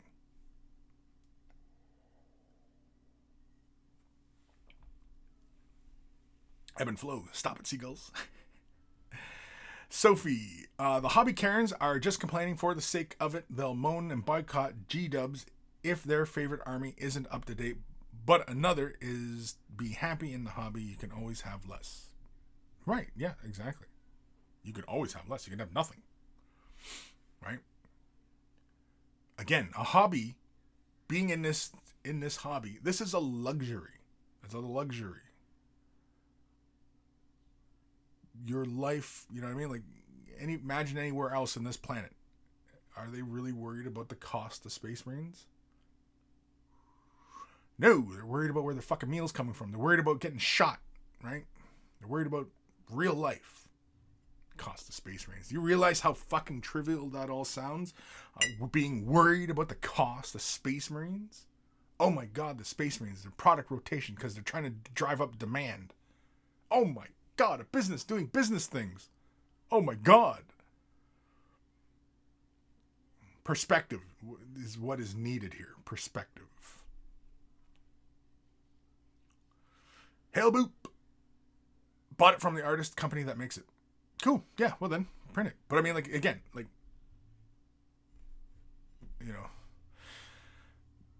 somebody like Mantic might not have the legal department that G-Dubs has. So if somebody who's infringing on their IP, And again, that's the problem with playing within the realm of Tolkien, right? The old fantasy world type shit, right? Humans, elves, dwarves, blah, blah, blah, blah, blah, dragons and all that, blah, blah, blah. Because it's hard to copyright it. So anybody can make shit for it. Right? So, yeah. The GIM. We have a local yearly Comic-Con. Overcrowded and overpriced. Got to meet Brent Spiner. Oh, that's cool. He alone made the event. That's awesome. Yeah, when I went to Comic-Con in Toronto, all the cast of Next Gen was there. I didn't get to see any of them. Or well, we kind of did see them, but not really. I didn't wait in line because it was like fucking ridiculous. But it was really cool. I had a lot of fun. It was a lot of fun. I would love to go again. And yeah. And of course we knew when we jumped because we live in the Niagara area and we went to Burlington and then we took the GO into Toronto. And we knew we were on the right train going to where the Comic-Con was in Toronto, because in the train with us was a bunch of kids and they were all dressed as Doctor Who characters and stuff. One kid was even a Tartarus, and yeah, it was quite funny. But yeah, we knew we were heading the right direction. Just follow the Doctor Who kids. Sir, play Basilot. Basilot. What's a Basilot? Or Basilot. Oh. You look like Ninjon's trendy uncle. Is that a bad thing? Ninjon. Ninjon. What's a Ninjon? Who's Ninjon? What's a Ninjon? Trendy uncle. Why? What's trendy? I don't know. I'm old, so I don't know. Hail Boop. Mantic allows models from other companies to be used in their game, and they intentionally have factions that don't have models in the rule set for this. Yeah, okay, cool. I don't know. I don't follow Mantic. Kings of War and stuff like that. Like, I don't like the box units. You know, I don't care for that kind of game. Oh shit! Freaking compressor. Compressor scared the shit out of me. I don't care for those kind of games. Like Warhammer Fantasy, the only reason I got into it was 5th edition when the Bretonnians came out, and I liked the look of the lance formation. Because that just looked really cool, because like on the table, it looks like a charging unit of knights. And I wanted to do a gigantic pile of Knights of the Realm, you know, moving across the table in this big formation. And then, of course, and later on, I find out that, you know, they get rid of it. And, you know, it's kind of crap, whatever. Get rid of the flavor. Why not? You should have known that the end was coming by that point, when you're getting rid of the fun flavor. Anyway. Yeah, I don't really care for it because mainly in Warhammer Fantasy and in Kings of War, the big units, they're just basically one model, and each of the little models are just a wound counter. As the unit takes casualties. Like, it's just like, so you're placing, so like when you play with a big blob of, you know, skeletons and have a big unit of, you know, giant ogre thingy, rat skeleton thingies, and chariots and stuff like that, those essentially are all just 3 units, 3 models with 60 wounds, you know, 10 wounds. You know what I mean? Like, it's just, you're just counting wounds at that point with just these big blocks. Like, which is why I like skirmish style, because they're all individual. You got to move them all around. You can take advantage of terrain a lot better. Terrain really does become a factor, because essentially all those what the hell kind of style of gameplay is that? I can't remember now. But like Warhammer Fantasy, I did not play much of it. And again, when I was playing Bretonnians, I did not play that much with it. But again, it just feels like it's just a big unit, and all you're doing is just pulling off wounds. You know what I mean? Like, okay, fun. But in Warhammer Fantasy, terrain isn't as important, other than like some woods and stuff like that. But otherwise, you're playing basically on a big flat table, essentially like a golf course, because it's always grass, right? A couple trees, maybe a hill in the corner with a house. You know what I mean? Like, and that's it. That's all the terrain you're playing with, and it's boring. Whereas at least in Warhammer 40,000, the denser the terrain, the more contested the game can be, because there's no clear lines of sight across the board, and units that can sneak up on each other, you know, can make attacks. And you know what I mean? Like, it's just, it feels a little bit more tactical, whether or not the tactics are really different. But in Warhammer 40,000 and the like, feels more tactical. Yes, I realize that Warhammer Fantasy, it's about positioning and stuff like that. But again, when you have big blocks of units and you're playing with big blocks of units, all you're playing with is like 5 other units. You're playing with 5. If you're playing 5 units on your side, you basically only have 5 models. You just have a whole bunch of wounds. And so you most of your hobby time is spent painting the wound counters. Like, does that make sense? Like, that doesn't sound like a lot of fun to me. That does not sound... Yeah, rank and flank. That's it. Rank and flank. Thank you. Boop. Mr. Boop. Yeah. But yeah, meh. And then everybody getting fired up for Old World coming back and shit like that, I was like, meh.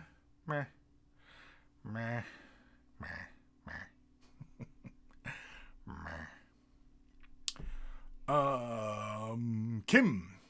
People love to shit on GW, but they're just doing what all companies do. And if you think that GW thinks or cares about you or any other thing, then their bottom line, you're in for a surprise. Yeah, exactly. As with all companies. It's naive to think that Microsoft is out there worried about what you think of their product. Oh no, I'm afraid little Billy is not having fun on his Xbox. Oh no, that'll keep us up at night. They don't give a fuck. They don't give a fuck.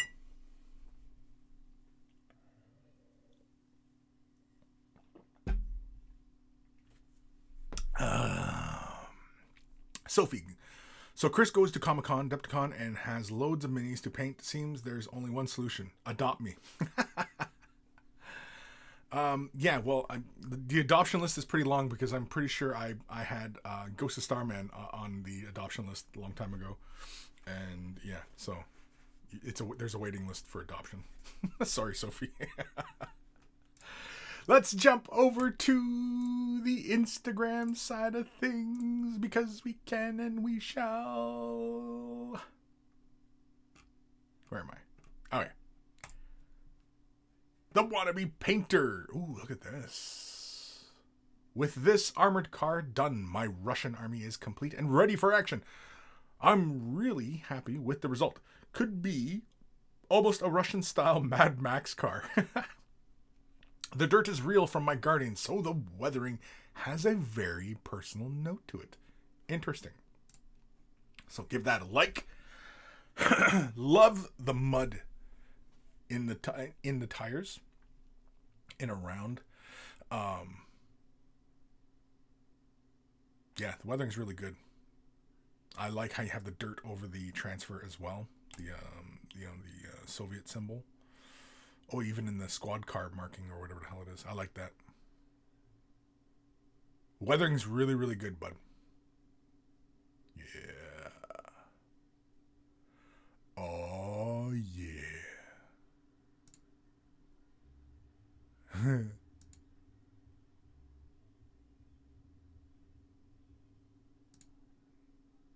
Oh, you even have it on the interior too. That is cool. That's a nice touch.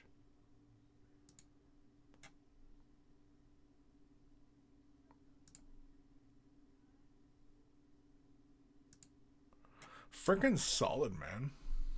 Yes, me likey. Oh, I see a problem. Houston, we have a problem. Do we see what the problem is, Wannabe? This is minor. This is minor. The transmission. The transmission looks too clean. He's like, fuck off, man. Nobody's gonna see it. It looks really good, man. I like that. Man, when you guys show me these World War II's stuff, it always makes me want to get back to my tank and get back to work. Ooh! What's this? It's a Dark Reaper. I like the colors. The teal purple. Lovely combination. This is Hero K. I'm sure I'm probably butchering that name. Dark Reaper Exarch work in progress. Quick 2-hour paint up because I'm sick of it being black. Refreshing to paint metal again. Only a few more old Reaper boys and I'm moving on. I should probably get one of my old Reapers painted up because I have a couple Reapers that are unpainted still. And yeah.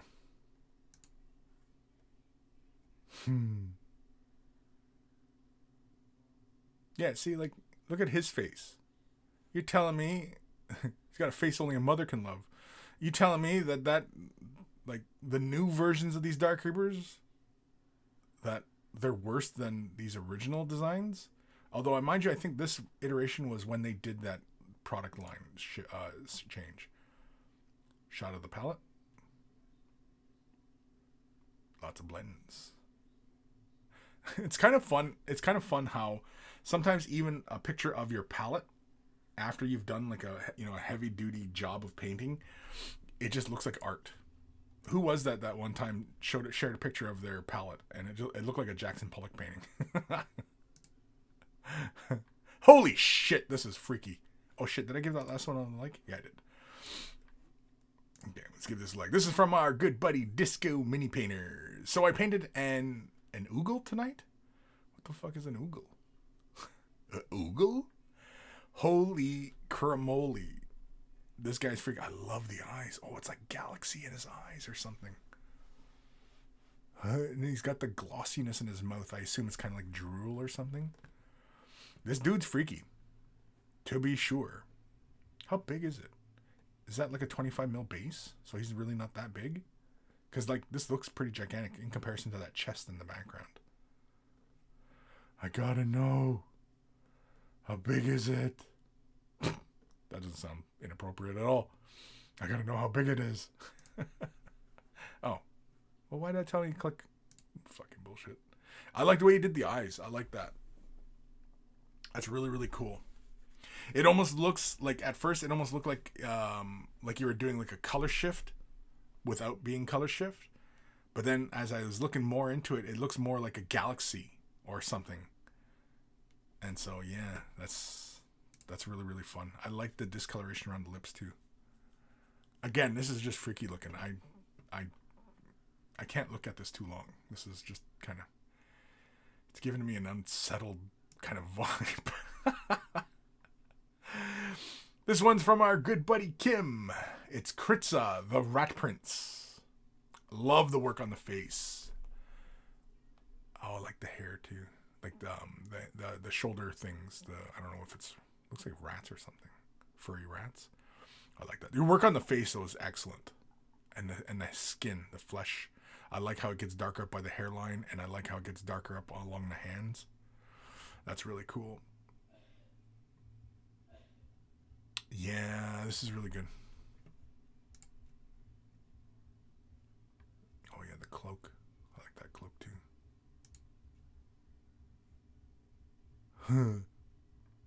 I assume those are like supposed to be like rat tails dangling out. Is that what is going on? Either that or he's into his tentacle porn.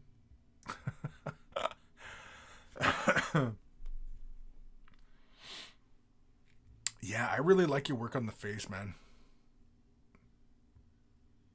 I'm not gonna say this is the best work I've seen on a face from you, but it's got to be up there. It's got to be up there. That's really good. Yeah, look at that, man. Yeah, I like the transitions in the rat heads too. It's good stuff.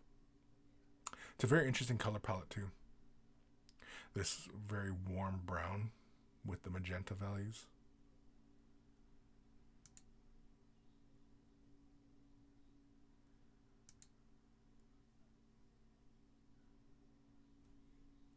Yeah, that's really good.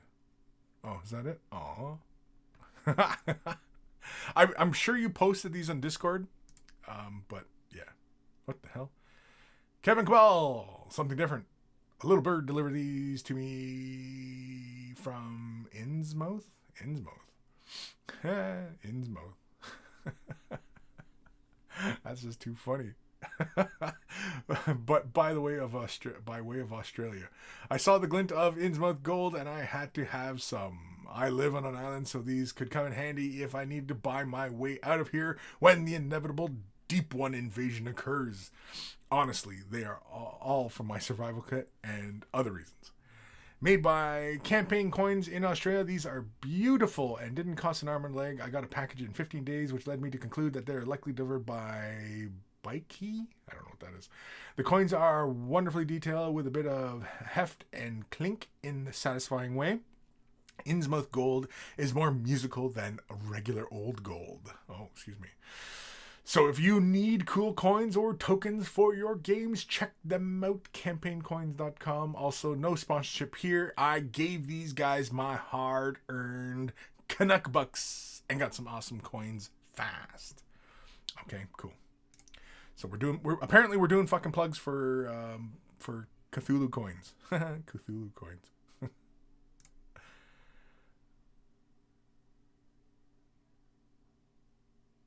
Oh, this is somebody's. Yeah, fuck it. We'll give it a like. This is somebody's ink drawing. It's actually really good though. Love it. I really enjoy blue pottery. I don't know why. When I was doing pottery back in my college days, yeah, I love doing the blue stuff with the glaze of blue. Just fantastic. It just looks so awesome. I don't know why.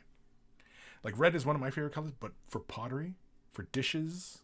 Like I have bowls and plates. Oh, this asshole. I have like dishes that are like that blue. That I don't know, what is that? Ultramarine blue or Prussian blue? Anyway, this is Warpaint Mini, ready to begin the path of the Ronin. Its own hobby. its own hobby Sunday, and I can't wait to get the paint flowing and get started on this guy. What hobby are you doing today? What hobby am I doing? Fucking never mind what hobby I'm doing. A figure looks really cool, though. Mind your own fucking business what I'm doing.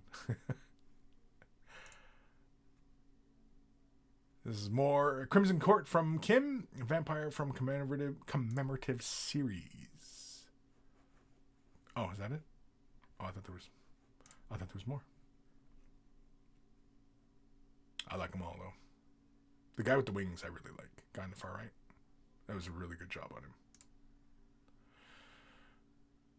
Oh, this dude. Okay. I haven't given a like. Last of the Crimson Court Vampires. It's a very interesting choice, too, with the bases. Going with that light green. I like it. It plays nicely with that purple of the flesh. Yeah. I like the flesh tones you're going with here. I like that. I like it. Ooh, nice work on cloth.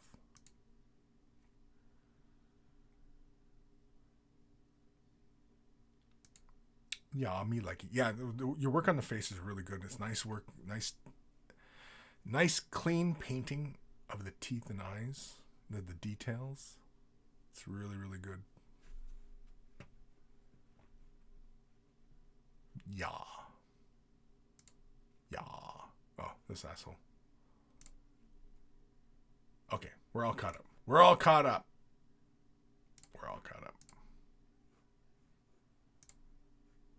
Yeah, that thing from Disco, the little, what is he, a chud? No, Oogle.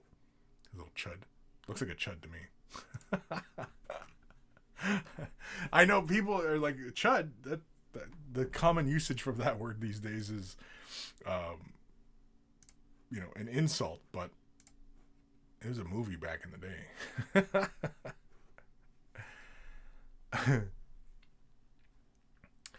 Where the hell am I?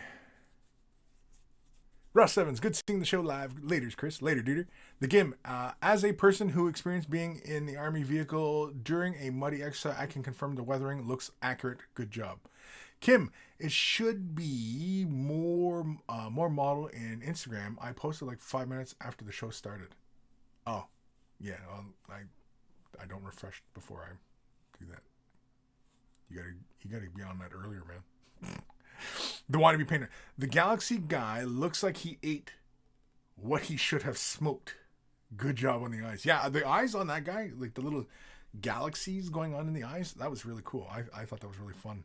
I have no idea what that model is, where it's from, what it's supposed to do, what it represents. I know absolutely zero. But I like the paint job. That's all I can tell you is I like the paint job. The sculpt of the figure, sure, looks cool. Paint job, good stuff.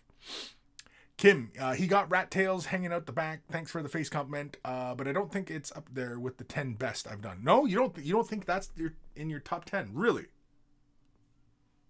Well, you're gonna have to like make if you can give me a collage of your top 10s. I would like to see that. Post it on Instagram. Actually, give me a top 10 of what you feel is your top 10. Not that I'm going to disagree with you. I'm just saying I'd like to see what you think, because maybe there's some others that I was like, yeah, that's really great, and I missed it, because that happens all the time. I miss the point often. So yeah.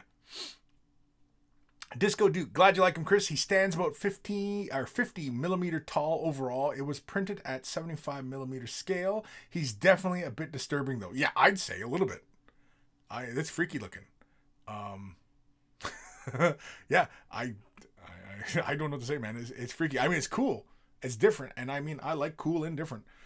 And I thought that like if I was to paint it, I probably would have gave him like big goofy eyeballs, or tried to do like some sort of weird eyeball, like a goat's eye or an octopus eye, or what I mean, like something along those lines, right? I also probably would have did like veins in his flesh and made it look. It all depends, I guess, which way we're going with it, but yeah. Gail B sees himself. Oh yeah, this asshole, same bro.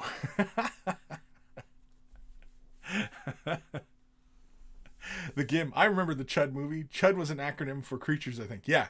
Yeah. It was like, yeah, I can't remember what the acronym was. Yeah, but the title was C.HD. Yeah, yeah. Yeah, yeah, yeah, yeah.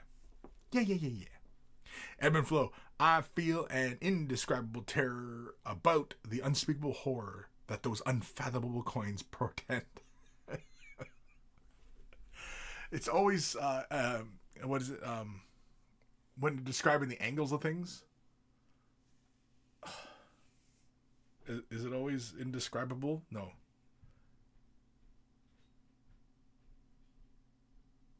Ungodly.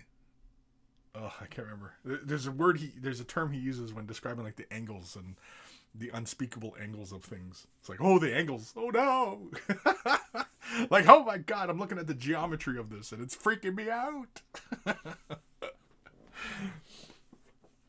That's what happens when you have an opium addiction. Evan Belleau, cannibalistic human underground dweller. Are you clowning us, Skip? Yeah, that's what, because it's a movie, man. Don't you remember? Come on, Eb, you're old. Chud is a movie. It's a reference from movies. But nowadays, Chud just gets thrown out there for references for some dude who's, fucking, I guess, a basement dweller or something like that, right? John McManus, non-Euclidean geometry. Yeah, it's it. It's the impossible angles. Like, it's such a weird description. Oh, shit. Has anybody watched that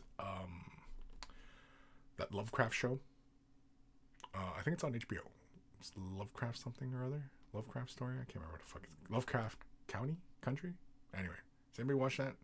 A friend of mine watched it. She said it was pretty good. I was like, I'll give it a shot. It looked interesting because, I mean, like, Lovecraft's interesting. It's a little heavy on the racism, but it's interesting. Oh no, the bots are coming out. The Gim, I got there. The gray matter works slower now. Yeah, just a little bit, right? Okay, so wait, hold on. So Kim said that there was another Instagram post. Okay. I like when I hit refresh and it takes fucking forever. Forever. Oh! Okay, we're going to jump back over to the Instagram. This is Kim's Curse City Radikar. Radikar? Ooh, really nice work on the fur. Yeah, I like that. Is this work in progress or is he done? Is he done? It's really nice work on that fur. I love the texture. That's fantastic. You've got really great color transitions going on in the flesh and the armor and stuff like that. The boots, the base. But the red, it doesn't look like there's much going on with the red. That's why I'm asking if it's a work in progress or what. The fur is fantastic. I love all the texture there. Yeah. I don't think you really necessarily, like on the arms of the wolf, I don't know if you need to go cross-hatched. I think just hatched, just up and down. Like looking at actual fur and seeing how it flows. Yeah, you can imitate that. Because like you got it going on in the front, right on the face, like on his snout. That looks great. You see how you have that all the directional lines running from the snout? Because that's the direction the fur runs, right? And the fur on his back, that runs up by the actual person's head, right? You're running in a singular direction. And a lot of times the hair runs in that direction, right? But on the arms, yeah, I don't really feel like it needs to be a crosshatch.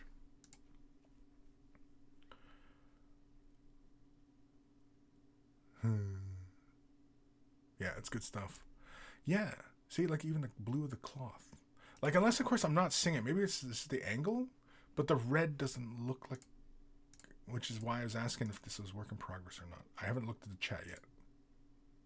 Oh, wait. Or at the bottom, down by the boots, is there highlights? And in the folds, is that actual highlight or color in those folds? In which case, I'll shut up. I'll just shut up now. Really nice stuff. Oh, I didn't give it a like. There we go. Gave it a like now. Gave it a like. Yeah, really nice work on that fur. I immediately I was drawn to that texture of the fur. Immediately. The one with the 3 scratches on his head. Yeah, my eye was immediately drawn there for whatever reason. I see the big wolfy pelt. Yeah, that's good stuff, man. I almost want to make that the thumbnail. God, that's freaky looking. Look at this son of a bitch. What's his deal? You fucking chud.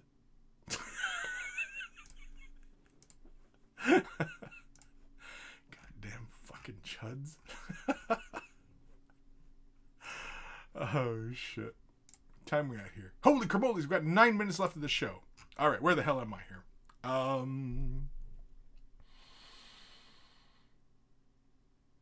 Joe K, have you seen the Lord of the Rings series reveals? I've heard about them. I've seen some stills and stuff like that. I imagine Super Bowl, we're probably going to get a few more teasers. I imagine at the Super Bowl, we're going to get a big trailer for Kenobi. Yeah, so it's a reason to watch the Super Bowl. I mean, I'll be watching the Super Bowl anyway, but yeah. Gail B, what's Lovecraft's cat's name again? I don't know. Opium?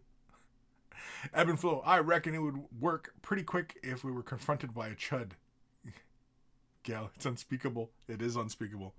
It's impossible. The Wannabe Painter, have to go. See you guys later, duder.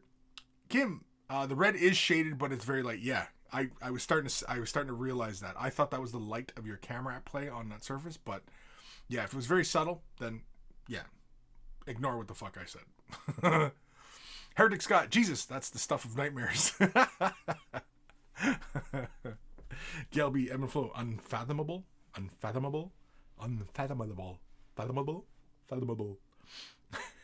sound like I got a speech impediment. Disco, I mean, I painted him to look freaky, so I guess I got the right reaction. Yeah, I guess, because it's a freaky looking model, man. It's freaky looking, like it. Goddamn, like it's hard to look at. Like, good job. Fucking hard to look at. Kim, the Galaxy Eye guy is great. I want one of those. Yeah. Well, he said it was 3D printed, so Disco, if you want to help Kim out, just send him a thing in Discord or post in Discord. Disco, wherever you found the file or link to the file or whatever it is. Yeah. Zeros, Lovecraft's cat was called Little N-word man. Yeah. Yeah. Again, the racism in Lovecraft. It's amazing. The Gim, the unfathomable, insanity-inducing horror of uncaring elder gods. Yeah, exactly. Sophie, is it me or has the sound gone? Sound's gone? Is there no sound? No, I can see my mic moving. I can see things moving. I haven't had any errors. I haven't seen anything. No drop frames. No problems. I don't know. It is kind of funny, though, that as I mention opium, all of a sudden Sophie's like, oh, I can't hear anything. Gelby, without fathom. All right. If you're wearing headphones, turn them up or down because we're doing an email. We're going to do an email. I only have one email, so that's it. Too bad. I didn't say it at the beginning of the show that I didn't have any emails. It was only this one by Gal B that sent an email in, and I didn't say shit because I was planning on getting out of here at 2 o'clock. So anyway, if you're wearing headphones, turn them up or down because yes. Time. It's email time.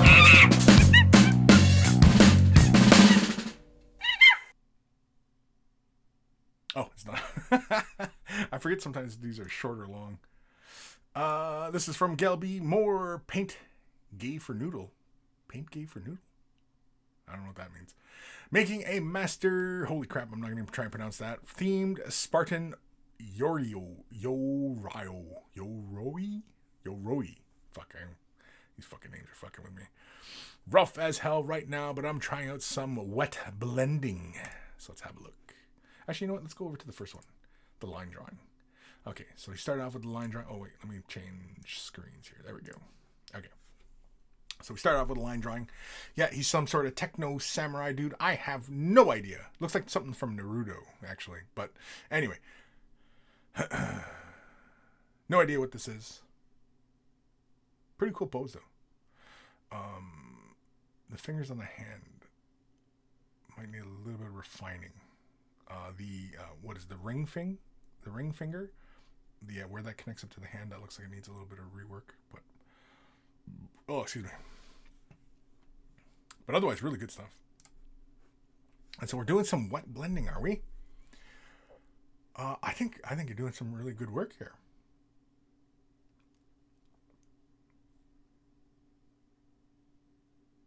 Yeah, I dig. On the helmet, I really, really dig that stark highlight running through, and it's consistent, and it gives me that impression of depth. On the shoulder pad, you need a little bit more refining there.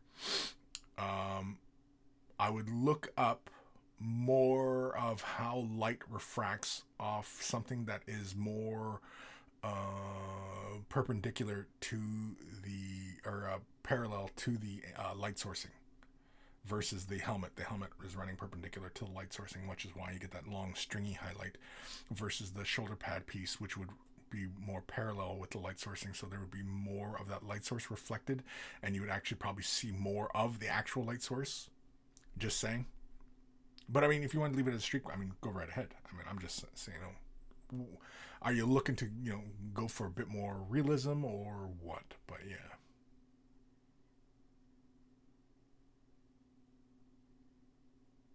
I like it, dude. It's good stuff.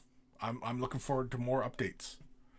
I don't know. You can continue to share this with me by email, and I'll share it, and I'll give it its own special time where we can talk about it and such. Or you can share it on Instagram. Just use the hashtag Way of the Brush, and I'll see it. But I really, really liked it. I thought that was a lot of fun, and I look forward to more updates. I think just like, see how like the one hand, how it's positioned, the thumb looked a little bit off, just where it connects up back here, but like the ring finger, like where these parts meet up with the in between the middle finger, that looks like it's a little out of position. You know what I mean? And the other hand, the other hand looked fine, because like I assume his hand is back like this, and he's kind of doing this kind of thing, right? That's his kind of pose. Yeah, I get it. Looks good. I like it. Joe K. I was under the impression that Lovecraft was more xenophobic than racist.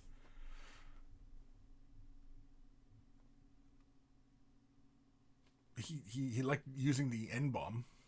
He liked dropping the N-bomb with the hard R. So, take from that what you will. Sophie, was my earphones sound back? Oh, was your earphones? Okay. It's funny how I mentioned that, possibly pointing out that your possible opium addiction, and then all of a sudden, your headphones work again. Just saying. Gelby, it's the pervy sage from Naruto in Halo Spartan armor. Oh, interesting. That's an interesting fan kind of combo. Naruto and Halo. Naruto Halo. Halo Naruto? Halo Naruto? Halo Naruto? Fucking myself up here. Lord Krabby, the chud just wants to give you a hug. He just wants to give a hug. Yeah, he's just all about the hugs. Oh, I get it. Chuds and hugs. Chuds and hugs. Chuds and hugs. Here it is. Here's the new slogan. Less chuds, more hugs. There we go. Go. Spread the word, people. Less chuds, more hugs. Gail B, just doing for an anime style. Yeah, no, I get it. It looks good. I get it. I look forward to more. I mean, yeah, even if you're doing like more of an anime style, then doing like how you see like in Gundam, how they do like, you know, crisp kind of highlights and sharp highlights on surfaces. Imitate that more. Don't worry about too much, you know, the actual blend, and just worry more about like the color blend, but then the harsh glinting highlight do as, you know, a hard-edged detail across the surface kind of thing, right? Just some thoughts. Something to consider. If you're going to go for more of an anime style. Joe K. But the N-bomb was the standard language back then. The standard language? I don't know about that. Because there's plenty of literature that was written that didn't use that language. So, you know. It's only, I mean, like, you know, I'm not saying, but I mean, you know.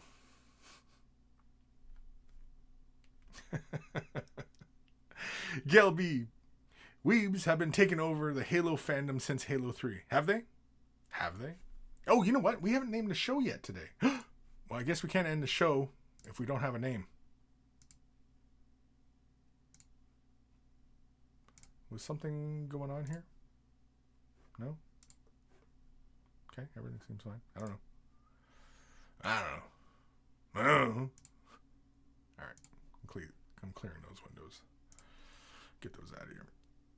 We need a name for the show. Gail B. Joe K. Still pretty fucking racist. Yeah, a little bit. That's a little bit. I mean, like, is there a time when that word was used as a positive? Early 1900s. I mean, if you can tell me a positive, a time that word was used as a positive, please, I'm all ears. The Gim, using the N-bomb was still derogatory in 1920. Yes, it was. Yeah, it was. Again, see, and this is one of those huge conversations we can have even today, right? And I'm sure 100 years from now, probably still be discussing this. Separating the artist from the work, right? A writer can create really beautiful pieces of literature and yet be a total piece of shit.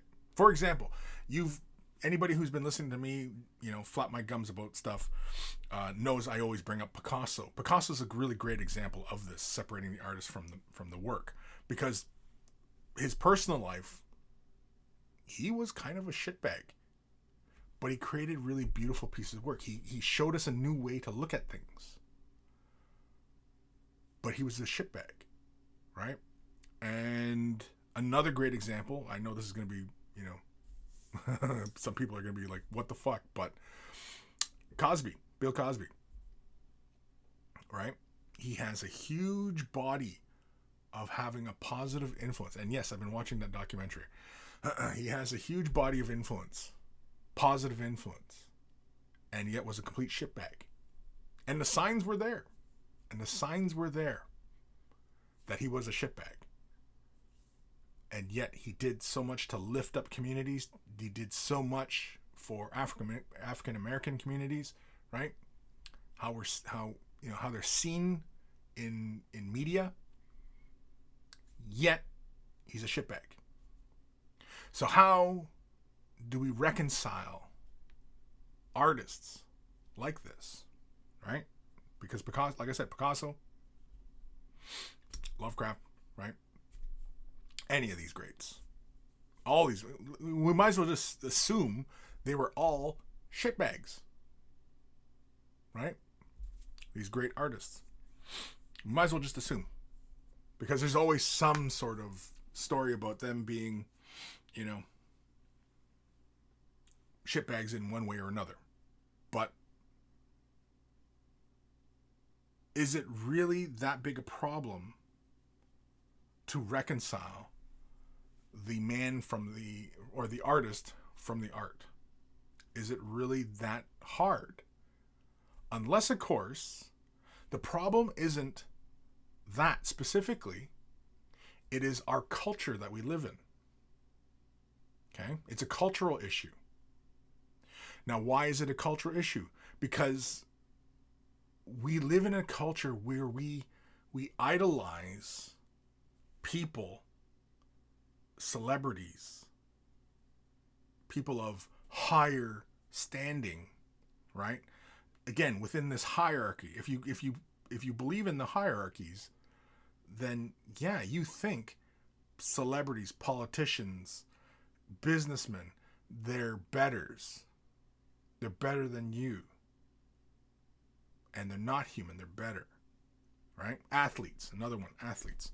Idolizing athletes when a lot of them are just fucking humans. They're just young men making fucking dumb choices. Right? Artists, their own personal biases coming into their artwork. Writers, actors, singers, right? Politicians, holy shit, we can go on about that for hours. Businessmen, right? We live in a culture where we idolize these people, and we shouldn't be. We shouldn't be idolizing them. They're just people. They wipe their ass just like everybody else. Well, except maybe they have an assistant, or a bidet. Whatever. My point being is we live in this culture where we idolize these people. And so what ends up happening is this disillusionment of, holy shit, this person actually was a shitbag. And then we want to tear away their artwork because we're so disillusioned from the allure that they presented, that they represented to us. And we want to tear it down. Our first knee-jerk reaction is to tear it down. When in fact, that is not the case. Because those were really great, important pieces of work. They did lift up communities. They did positive things through that inspiration. It inspired other people to take up those tools and those bright paintbrushes and music and these instruments. And it inspired a whole bunch of other people to do better. So really, was that artwork, that artist, a really good person? Does not matter. It was the artwork. Person, complete shitbag. Why? Because they're just people. We need to stop idolizing celebrities, athletes, politicians, businessmen. We need to stop doing that. So it's a cultural thing. And it's not a hierarchy. Society is not a hierarchy. I mean, it currently operates like one, but it's not. Life does not operate in a hierarchy. There is no food chain. Human evolution. We are not the peak of human evolution. We are just merely one of its stepping stones. We are not the peak of evolution. The earth was not created for us. These are all falsehoods. And the sooner we collectively recognize these things, that we can get back on the right path. Because we don't have much time. Gail B, episode 372, Spock and ball torture. Spock and ball? Fuck it. That's the first one I've seen that was a suggestion for today's show. So you know what? I'm going with it. Although I will have to probably, I'll probably have to make an adjustment in my settings here. Oh shit! Fuck! I hit that. Damn it! I'll probably have to make an adjustment in my settings for how these videos go up because, yeah, I think it might be inappropriate. Spock and ball torture, man. Anyway.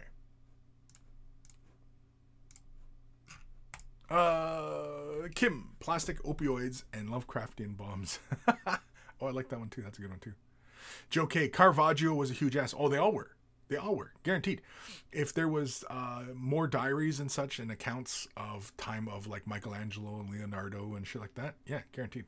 Those guys, complete shitbags. They're all shitbags. Ebb and flow, hard R isn't the norm in Portuguese or Spanish.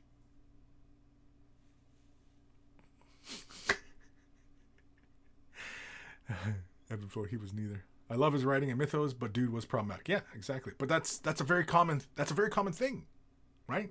Again, how do we separate the artist from the art? Right? Like Lovecraft. He was biased, but he wrote some really great stuff. Some I've argued that it's not really that great, but fans of his stuff will argue that his work is really great. So anyway, yeah, like again, and this is probably a conversation we're gonna have 100 years from now, if we're still around. But yeah. Old man Logan, there he is. Bidets rule, just saying. I know, I've actually wanted to get a bidet. Honestly. Something about it. Just a hot jet. Just power wash spray. Just power wash the barnacles right off. Like, you know, when somebody's got their boat and they're just getting the power wash and they're just getting the hull, you know, and they're just knocking the barnacles off. That's... Everybody's like there, oh fuck Kris, that's gross. Joe K, I'm Greek. My culture, racism against blacks or generally anyone who being considered as subhuman was never a thing. Greeks and Romans would enslave your ass no matter what color was.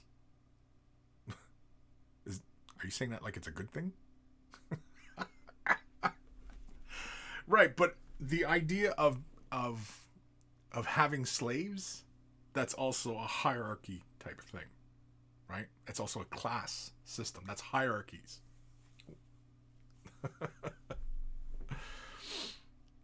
The Gim. Also doesn't matter where the word came from. The use of the word was to describe a person in a derogatory and hateful manner of lesser status due to color of skin. Yeah, correct. Absolutely correct, Gim. Lord Krabby. Episode name, Less Chuds, More Hugs. Oh, there we go. Lord Krabby. That's even better. I like that one better. Yes. Less Chuds, More Hugs. It doesn't, when you say it, when you write it out, it doesn't rhyme as quite as nicely. It's not quite the rally cry that I was hoping it would be. Less chuds, more hugs. There we go. Maybe if you say it more like you've got something caught in your neck or your throat. Maybe. It rhymes more.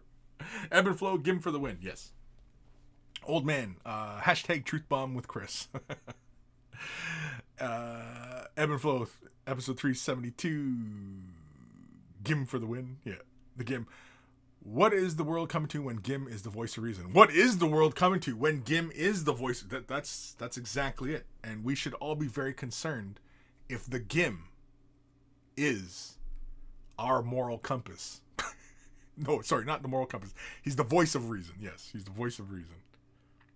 I have no question about Gim's morals. Yeah, Ebb and flow, it's kind of terrifying. Yeah, a little bit. Nathaniel, greetings, Kris and fellow monkeys. Just a quick peek before I leave again. Have a great weekend. Later, duder. And thanks for stopping by. Old man Logan, get one. You won't regret it. Not quite like that bidet fresh feeling. Yes, I said it. Bidet fresh feeling. It's like a power washer. I just need a power washer. Just like a pull start just before I sit down. Just then sit down, do my business, and then just hit that power wash. Might even be able to throw a little bit of soap into it and just, get those barnacles loose. Not off, just loose. Kim, I'm suffering unfathomable horror right now.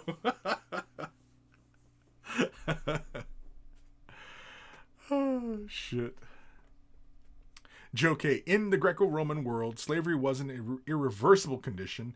You could end up super rich if you were lucky and crafty enough. Sure. But how many people were murdered to acquire slaves or for slaves to free themselves and reverse their situation? Did anybody really enjoy being a slave? Does anybody really enjoy that?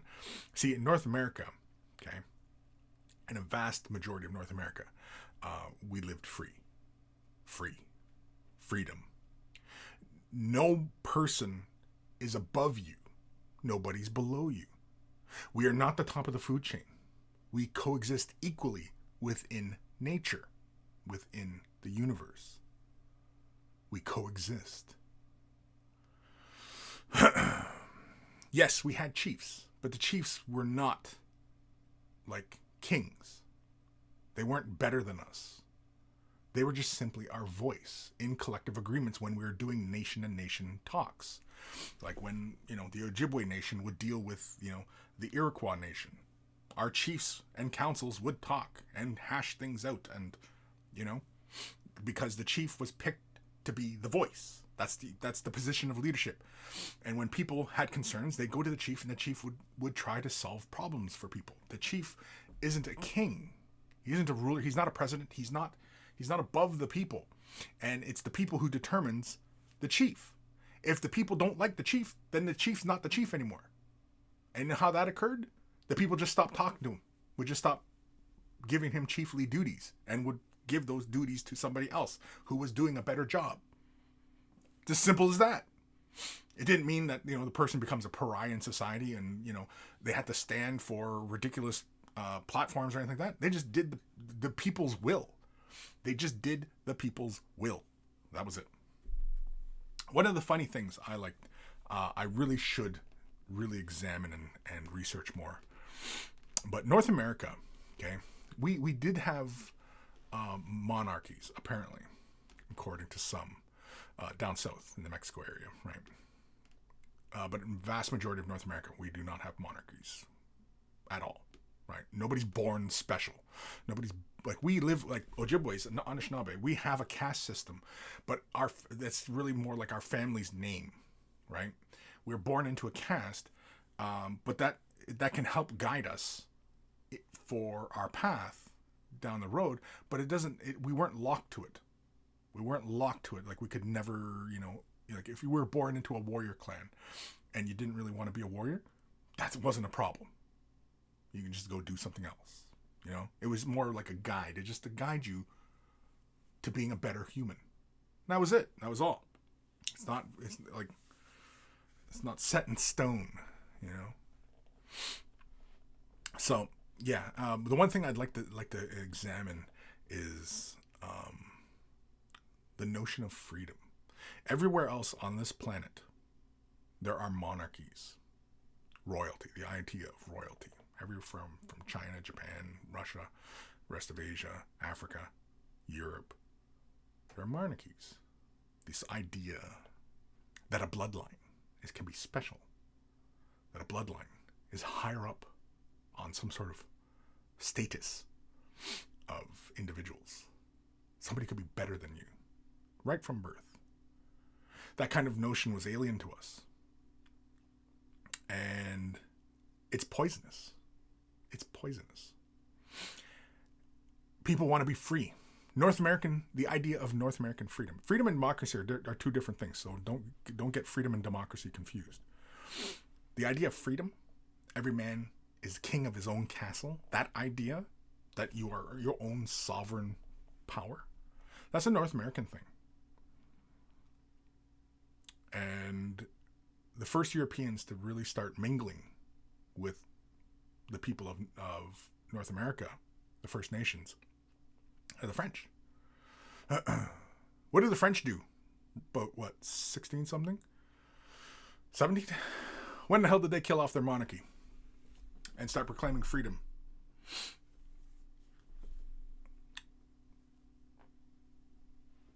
Yeah. So, just saying. Freedom, the concept of freedom, your own individual sovereignty, it could very well be a very North American thing.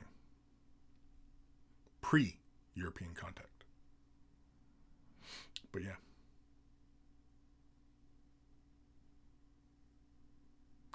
Anyway. Sorry, I'm still on the bidets. Old Man Logan, the Book of Gim, make it happen. A book of Gim wisdom? I don't know if we'd have to pad it up a bit if we'd get a full book.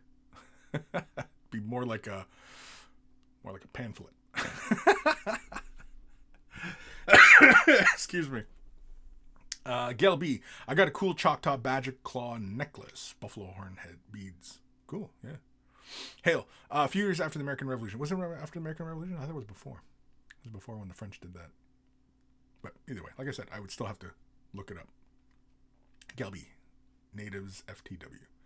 Well, I mean, again, everywhere else in this world, monarchies reigned for a long time. North America, not so much. That's just kind of interesting, isn't it? Just saying. Hell boop. 1792 is when France went on their revolution kick and had like 5 for the next few years. Yeah, well, of course, because for everybody who is in the history rhymes, not really repeats, but it rhymes. Yeah, you could see that as well. You could see it happening again. It rhymes, doesn't repeat. Old Man Logan, I have a short attention span, so a book of Gim wouldn't necessarily be a bad thing. It needs to include pictures, though. Like a pop-up book? The book of Gim has pop-ups? Shit, we might have to make that happen, man. We might have to make that happen. The Gim, please don't bring up freedom word. It is a trigger as a person living in a city under siege. Under siege. Are you like fucking Seagal? Are you on the battleship? Gim's on the battleship.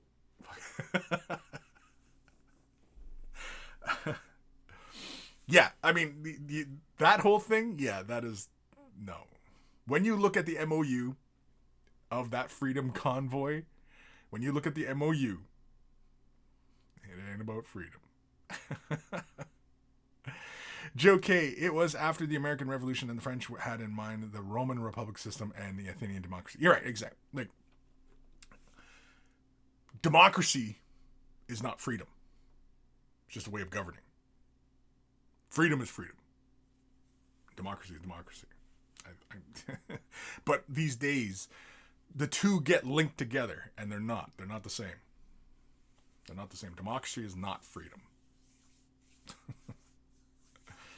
Anyway. We're done. Emails are done. 22 minutes OT. I'm fine with that. You guys managed to keep me talking about bullshit a little bit longer today.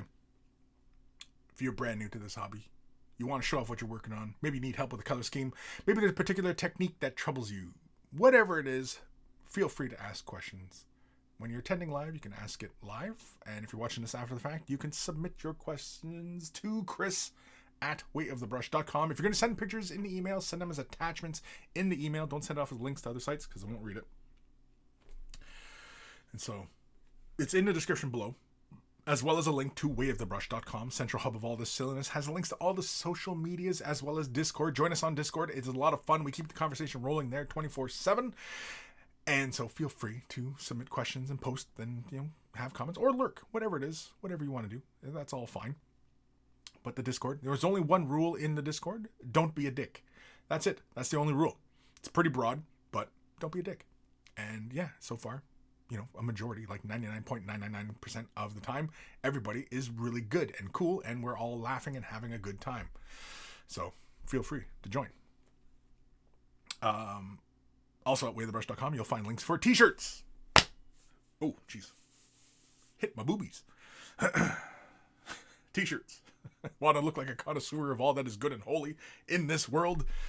They're wearing a Way the Brush t-shirt. And if you purchase yourself a shirt, send a picture of yourself in your shirt, and I will add it to the Monkey Shrine, which is also at wayofthebrush.com, because it's nice to put a name to the face and a face to the name.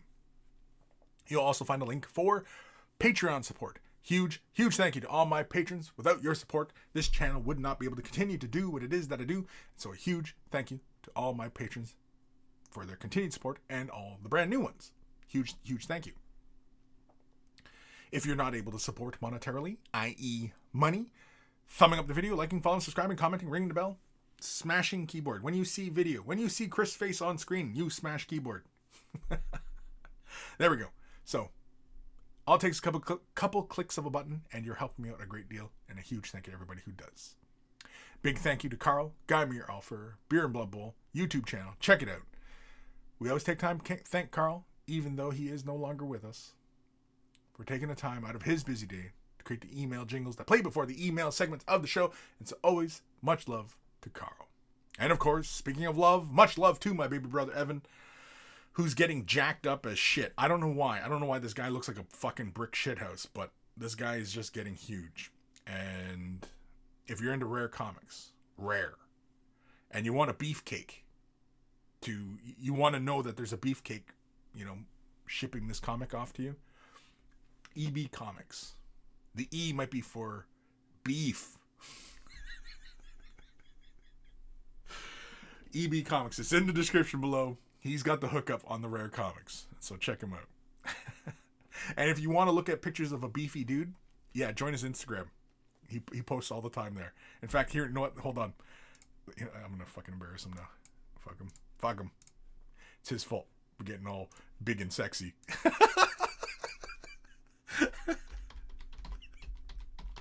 Hold on.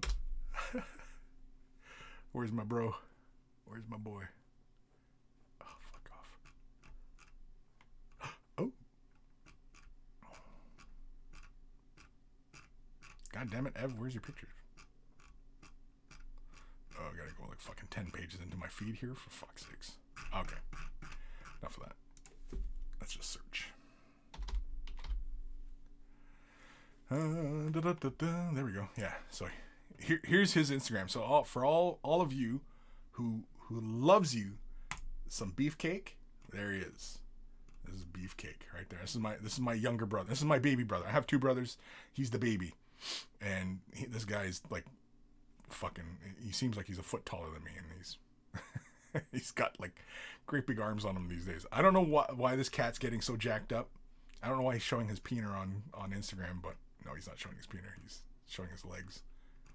Them big sexy legs on him. Anyway, yeah, this cat's getting beefy. Why is he getting beefed up? I could not tell you. He just wants to, I guess. I don't know. I don't think anybody was calling this cat a wimp, so I don't know why he's got to be all beefed up and all jacked up, but yeah. So, yeah, I don't know what the cat's about, but anyway.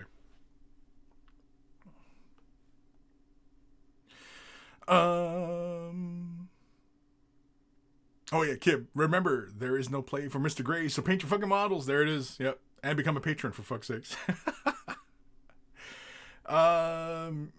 Michael, Jean, I'm glad you said freedom is not the same as democracy. Most government types have advantages and disadvantages. Yeah, exactly. Well, freedom is not democracy, and democracy is not freedom. One helps the other, and one makes the other easier. But, yeah, they're not the same. But, yeah, for whatever reason these days, freedom and democracy seem to be intertwined as one word or one concept, and, yeah, they're not the same. The Gim, you got to be jacked to carry those comic book boxes. True. That's true. You got to be jacked to carry that stuff. I'm going to say Michelle. Is it Michelle? Michael? Anyway, I married the local comic store ringer, hot chick employee to bring to the nerdy types. Coming up on 25 years now. Oh, wow. Well, congratulations. Happy anniversary. The Gim, Super Chat 5. Thank you. Thank you, Jim. The Gim. You got to be jacked to carry those comic book boxes. Yeah, true. Very true. Very true. You got to be jacked. And maybe that's what it is. Maybe he was like, oh, fuck, my back. And I said, oh, I got to fucking lift some weights. Now he's just one-handing those boxes of, like, those comic book boxes, those things are fucking huge. And like the cardboard they're made of is like, I don't know, industrial strength cardboard. And yeah, them sons of bitches are hard as shit. And they got hard edges on them. Like when you stick your hands in the hand holes. Are they called hand holes? Anyway, yeah, you can cut your fingers on that shit, right? And so, yeah. But yeah, anyway. Old Man Logan. Can you still take him, Kris? Can I still take him? No, shit, no. I stopped physically abusing that poor boy. That doesn't sound right. When I stopped kicking his ass was like when he was like 6. Smacking him around and stuff. Yeah, I stopped that shit pretty early. Same, both of them. I never picked on my sisters, although my sisters drive me crazy sometimes. But yeah, but my brothers, yeah, I kind of kicked their asses a bit. They're brothers. That's the point. That's the order of things. But no, Evan. Well, both my brothers are fucking hilarious. My sisters are hilarious as well, but yeah, they like get me pumped up. And quite frankly, I don't really say anything mean to my sisters. I mean, I might be a jerk to them once in a while, but I usually don't say anything mean. My brothers, I'll say all sorts of mean shit, but yeah, I don't pick on my sisters really. Not too much, a little bit. I do irritating things. I irritate them, and it's fun. But my sisters can really fucking irritate me. Holy shit! If anybody's got sisters out there, they know what I'm talking about. Anyway, Aaron Seach. All the cool kids are patrons. Yeah, exactly. Right. All the cool kids. That's what all the cool kids are doing. Don't you want to be cool? Pff, nerd. Chud.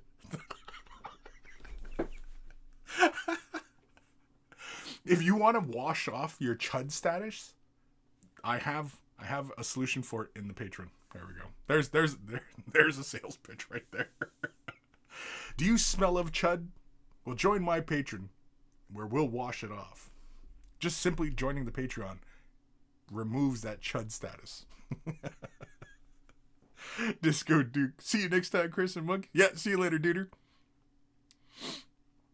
It is Michael. Sounds more or less like the girl named Michelle, only more French. You're right, Michelle. Yeah, so Michelle. Yeah.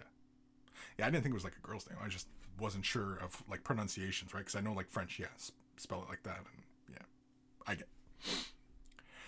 Aaron Seach, buy some comments, you puny girly man. Yeah. Get to the comics. Get to the comics. It's not a tumor. It's a rare comic.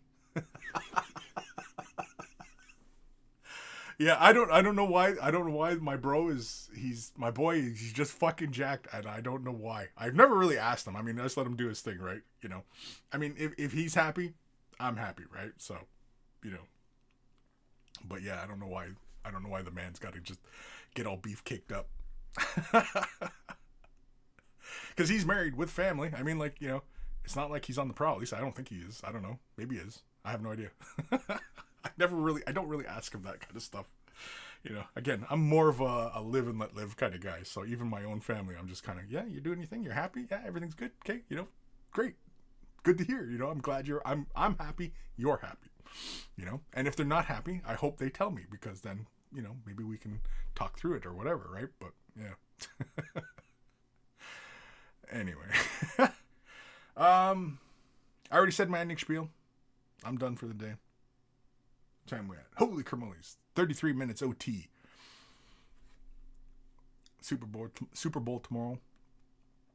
Excited for that. It's munchies. I probably will imbibe a beer or two. It's been a while since I've had a beer. I don't even know when the last beer I had. It feels like when there were still leaves on the trees. That's what it feels like. It feels like it was like almost a year ago. Ghost of Starman, later monkeys, mainly been lurking today, but good to chill out. Yeah, well, of course. I mean, you know, everybody doesn't have to talk and, you know, bullshit and shit like that. I mean, you know, you can do your things. Anyway, I'm going to go do my thing now.